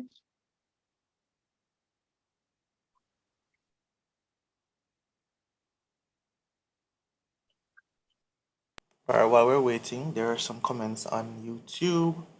Kimberly Martin was sharing that it was refreshing, calming, and relaxing. Woodland Successor shared like a meltdown. Yes. And Thank you. from this side in the chat, there is somebody A hand is up. who said, I'm coming. We'll soon take the hand. Somebody says very informative, excellent. Thank you for the session. It was useful and enlightening. Can we say whose hand is up now? Ruthlyn Richards. Ruthlyn Richards. Okay. Go ahead, Ruthlyn. Unmute yourself. Okay, it's actually Andrea Richards. Ruthlyn is with me. Are you early? Are you hearing me? Yes, we're hearing you. Okay. The exercises were really nice. Sometimes, even though you have good intention, you're just unable to settle the mind with, particularly if there's something a lot. What are the other steps that you can probably take to really quiet the mind if you find that sitting down and working on your breathing is not really working for you? Thank you. Thanks for the question. Meditation helps. I say to people, there's this misconception that when you're meditating, you want to blank your mind. No, you don't want to blank your mind when you're meditating. In meditating, you want to find something to focus on, because what you're trying to do is to distract the mind, which is what meditation is about. Because a lot of times when we're feeling overwhelmed or we're feeling stressed, we have what we call rumination or ruminated thoughts that just keep going through. And these ruminated thoughts prevent us from being able to sleep. So find something to focus on, to meditate on. It could be a passage of scripture that means something to you. It could be a stanza from a poem or a line from a song. You can meditate on the sound even of your air condition or your fan. Just close your eyes, listen to that sound, visualize that sound, it then allows you to be able to clear the mind. And sometimes once the mind is clear, you're then able to fall asleep or then able to problem solve and to resolve whatever it is that you're confronted with.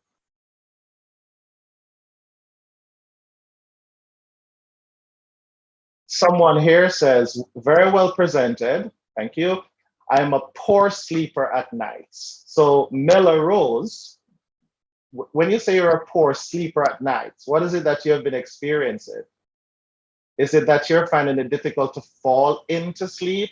Or is it that you can't have sustained sleep, so your sleep gets interrupted, you keep waking up? What is it that you're experiencing? I would say I usually work at nights, and sometimes, now that I'm off work now, I find it difficult to sleep at night because I'm thinking, oh, I'm going to work, and that cut off my time, interrupts my time when I have to sleep. So that's how I look at it.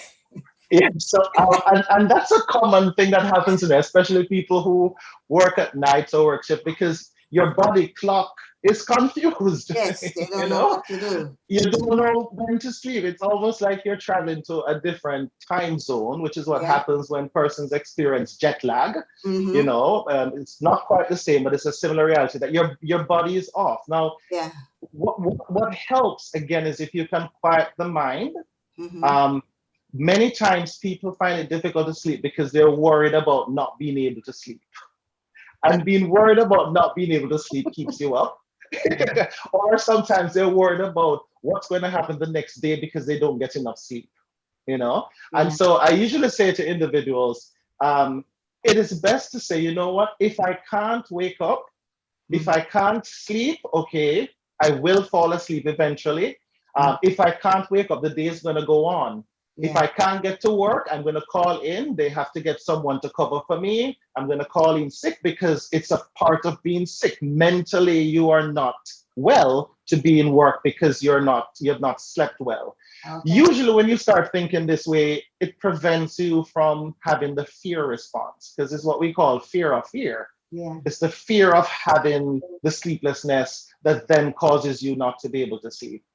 So different people do different things. For some persons, it's listening to some music, it's reading a passage, something, meditation helps, the grounding exercise that we just did help as well. Yeah. But as much as it's possible, Mela, you want to find a rhythm. I know it might be difficult because you work at nights or different times, but you want to find a rhythm where you're going to sleep at the same time, you're waking up at the same time, so your body gets into this cycle. Okay. Hopefully that helps. Thank you. You're welcome. Okay.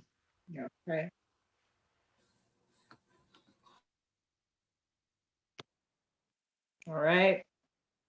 Brother Sean, are you seeing any reactions coming in on YouTube?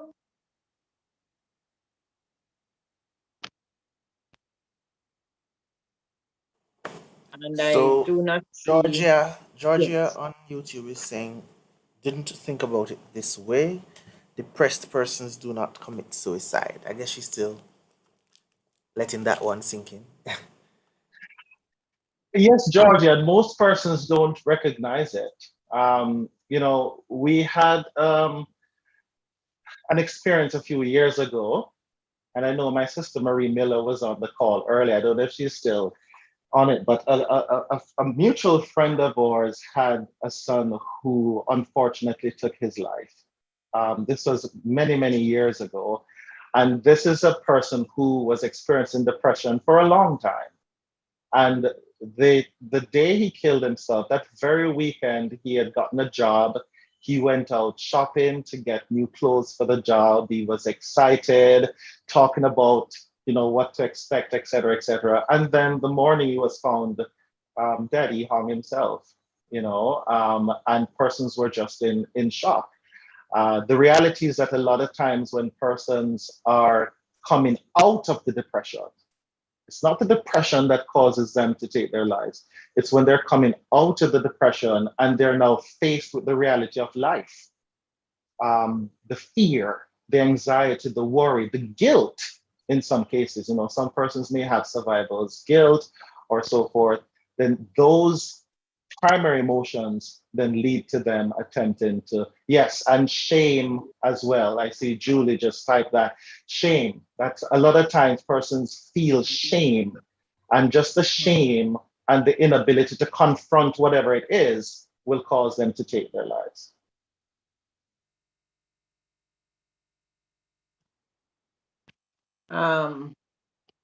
There are a few comments. This was really interesting, informative, and appreciated. A big one. Those are some of the comments. On YouTube, we have Keel Green, who I think is joining from Trinidad, asking, when someone begins to lose their motivation for doing tasks that they used to enjoy as a result of depression, should you, for lack of a better word, force them to continue? So that's a question. When someone begins to lose their motivation for doing a task that they used to enjoy as a result of depression, should you, for lack of a better word, force them to continue? And then Woodland Successor is asking, is it depression that causes suicide?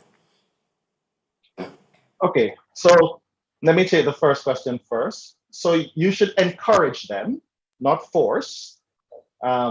You should encourage them to try and still take part in the things that they enjoy, because sometimes when they do, especially if it's a physical activity, that physical activity can cause them to have a burst of adrenaline and serotonin, a rush of serotonin or dopamine that makes them feel better in that moment. You know, it's not going to resolve the issue. So it's good to encourage them, but at the same time, you also want to encourage them to get help, because if there are underlying issues at play, those underlying issues need to be addressed.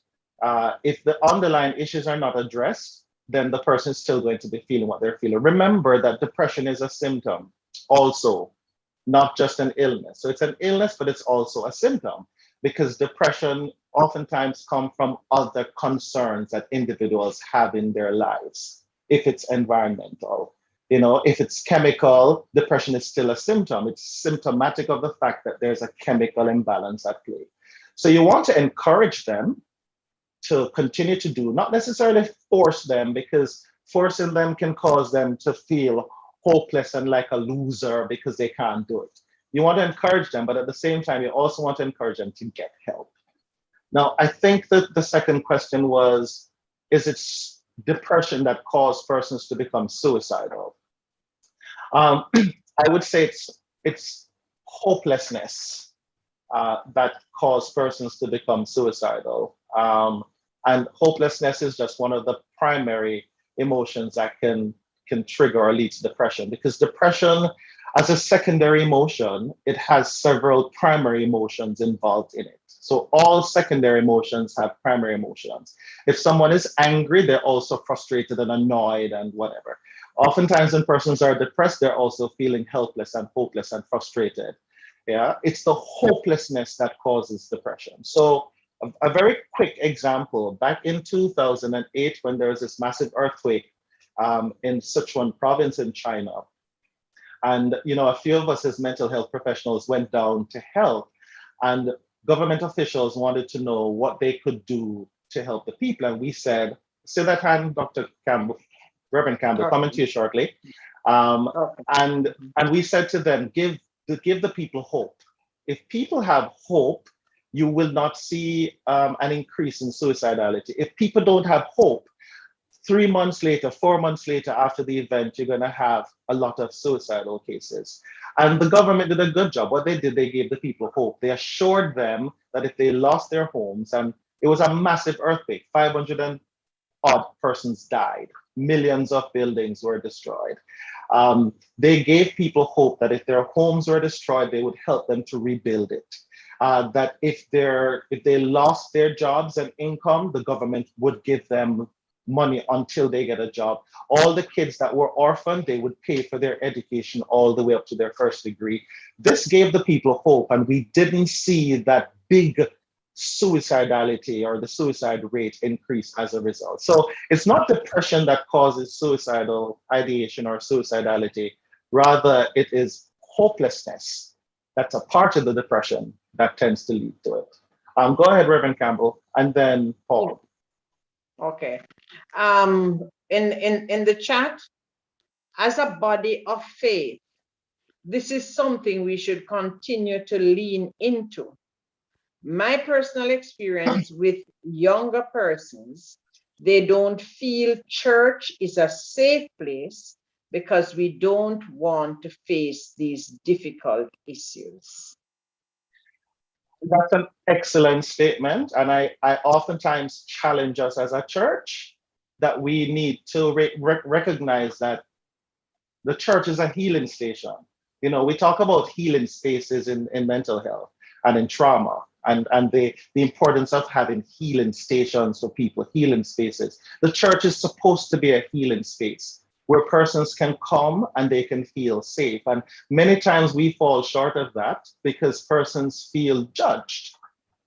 Persons feel that if they don't meet a particular standard, then it speaks to them not having faith. A lot of persons who are struggling with depression or anxiety. I mean, I've seen things written on social media or heard things coming from the pulpit where persons would be made to feel as if it's their lack of faith in God that caused them to be depressed. It has nothing to do with that. Yeah. But at the same time, I want to mention here, as this is mentioned by Julie, one research that we did showed that once persons have a faith, a religious belief, they do much better mentally than persons who don't have a religious belief or faith. And so in mental health institutions, inpatient facilities, those persons who are religious, and if irrespective of the religion, the research showed that they were more resilient and they recovered because they had a cushion. They knew that there was a God, a transcendental being that was there for them to protect them, and this gave them hope. Persons without religion tend to be hopeless, beyond themselves, then they don't know what to do. So faith is important. And if we can allow persons to feel this sense of safety, that they're not in it alone, that we're working through it with them, it makes a big difference. Paul, go ahead, and then we'll get back to Reverend Campbell. You need to unmute yourself.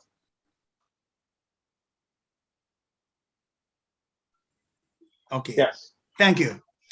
First of all, Dr. Hyatt, I must commend you, sir, on a powerful, enlightening, and informative presentation.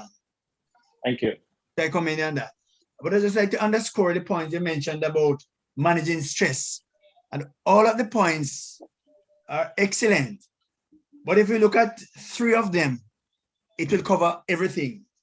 I'm interested in lead a balanced life. And if you look at leading a balanced life in terms of spiritual, emotional, physical, mental, intellectual, that will cover a lot of things. And I like what you said about church, a healing station. I like that.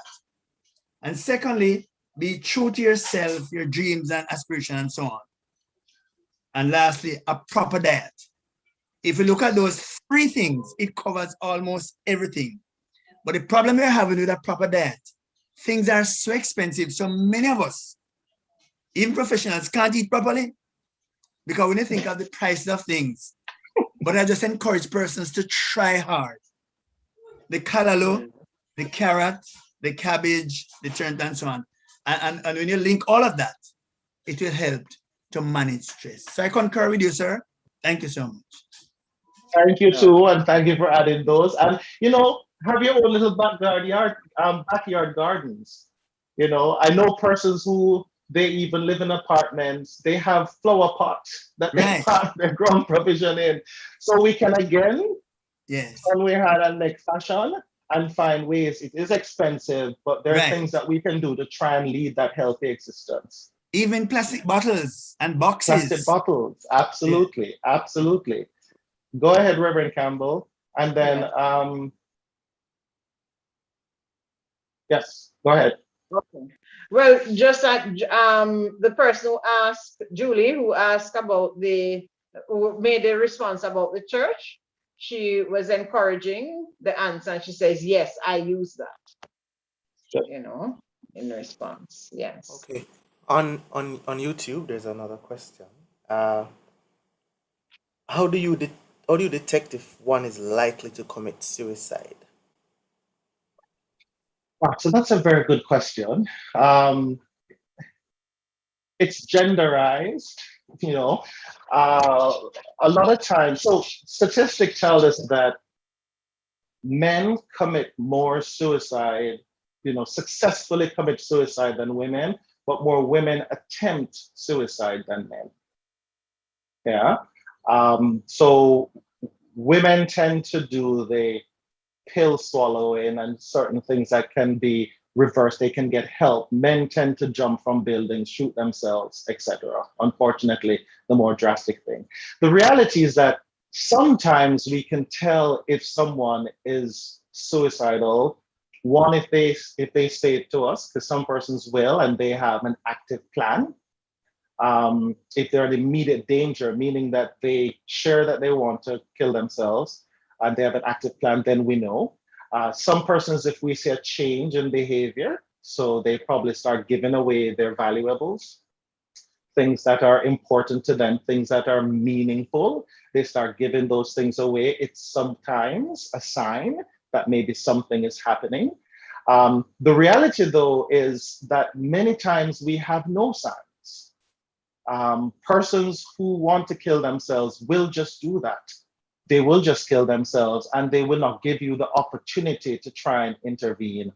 There's some persons who will want to kill themselves, but they're not sure they want to kill themselves. And so they will give us opportunity to intervene. Whenever someone threatens suicide, we always take it seriously. It doesn't matter whether we think the person is serious or not. We always take it seriously. But the best answer that I could give is if someone exhibits signs of depression, remember, signs of depression doesn't mean that you're going to commit suicide. But if you're seeing signs of depression, significant depression, there's a possibility that suicidality could eventually be at play. You want to take that into account and start monitoring that person more, observing that person more, talking with that person, trying to intervene as much as possible.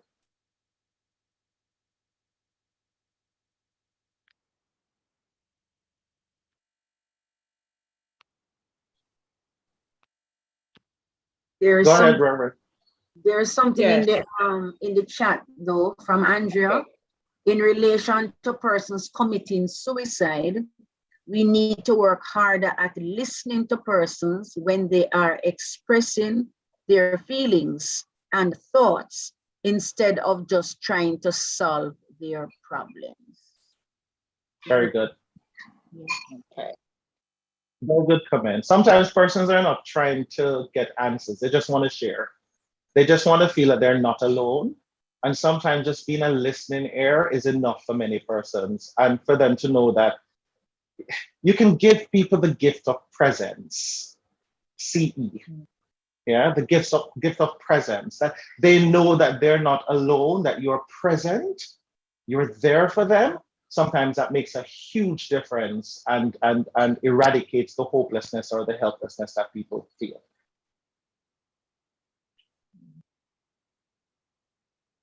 Okay. All right. Thank you very much. We are a little bit over the 2-hour break. Yes, we did start a little late. So we kept you on a little longer. Thank you very much for your presentation. As some participants already expressed, it was informative, and I believe the interactiveness was helpful. And persons have left also with a tool that they can use in managing their stress. This is not just only for us who have participated, but I'm hoping that we will share as much as possible with our congregants, with our friends, and so on, especially in this time. Thank you very much, Dr. Stephen-Claude, for this time, and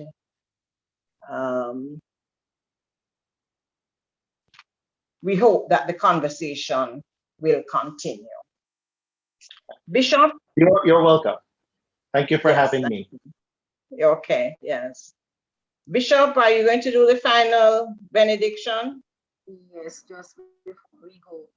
What Okay. time is it now? What time is it now, Doc? For you. I know it's your It's Eastern, or is it's it? 9:13 a.m. Sunday morning. That's what happens when you're on the other side of the world. I know. Yes. But we are really appreciative of having this kind of conversation. And as persons are expressing, saying thanks for, the information and so on, but it's a conversation that we need to continue. It's good to have had you start in the conversation. And as I said, it's a conversation that we need to continue. We do have some persons who, including young adults who are involved in mental health, which, we will also call on them to be sharing, at the different levels, because we do believe that we need that conversation at the level of the young adults and the youth. Yes. And we must also commend our young people, not just here in the district, but right across MCCA, also for the efforts that they have been taking to ensure that they not only keep the older ones on board with this issue, but also the young people as well. So, there are signs of hope that are taking place, not just from amongst the adults, but from amongst our young people. And it's something right across our denominations. It's affecting all of us. And it's a conversation all of us need to have. So on whatever platform we get the opportunity, certainly we must make use of it. And so we want to thank you, Doc, for taking the time out to share with us. And also for those who belong to the Linstead congregation and the Spanish Town circuit in particular, you would all, I guess they will claim you because you are the son of our beloved Claude Hyatt. And so, the music Them too. for the many years, right, You're that he was answering. there. So just in case, yes, so I know they're very proud of that. And I know that he would be very proud that you are doing this and sharing with us. I just need to mention that part of myself, as I Thank would you. have been one of the beneficiaries of his while I served in the circuit. So God bless you, and we are going to close. I think our connectional bishop might have passed through at some point. I'm not quite sure, because some persons are on the YouTube, and some of us are on this part of it. But we have had persons joining us from other denominations and also from across the MCCA, and we are really grateful. So let us just receive the blessing. May the grace of our Lord and Savior Jesus Christ, the love of God the Father, and the fellowship and communion of the Holy Spirit be with us and God's people everywhere, now and forevermore. Amen. Thank you, everyone.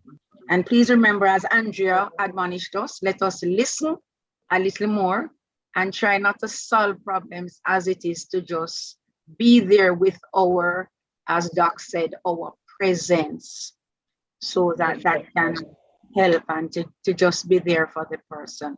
A shoulder to lean on, an ear that is willing to listen, and not so much to really try to work out their situation or solve the problem. That's the best way to put it. So good night. Thanks to our technical team, all young people, thank you very much. Led by Pastor Sean, our youth evangelist, and we had Tajay and quite a number of our youngsters. Thank you so much for your assistance, and we could not have done it without you. All right, God bless you. Amen. Everybody. All righty. Okay. Bye. Thanks, Rev Claudette. Good morning, Dr. Yes. Good morning, Rev. Yes. Good morning, Rev. Good morning. Good morning. Oh Thank you. boy. Thank you. Have a good evening there. Yes, yes. All right, Yes, bye. wonderful. Nighttime now. All right. He should have closed us off with a little bit of his Chinese language, but he didn't share any of that with us to tell us good night in Chinese. I'll just say, 我很高兴你们跟我一起. I'm very happy that we're all together. Okay. Wang Shan, have a good night. Kamsahamnida. Bye bye. Take it that you speak in tongues. It's tongues, yes, but it's known tongues. It's not unknown. Oh my God. Serious here. Oh boy. Oh yeah, emancipation, great. Go ahead, Sean.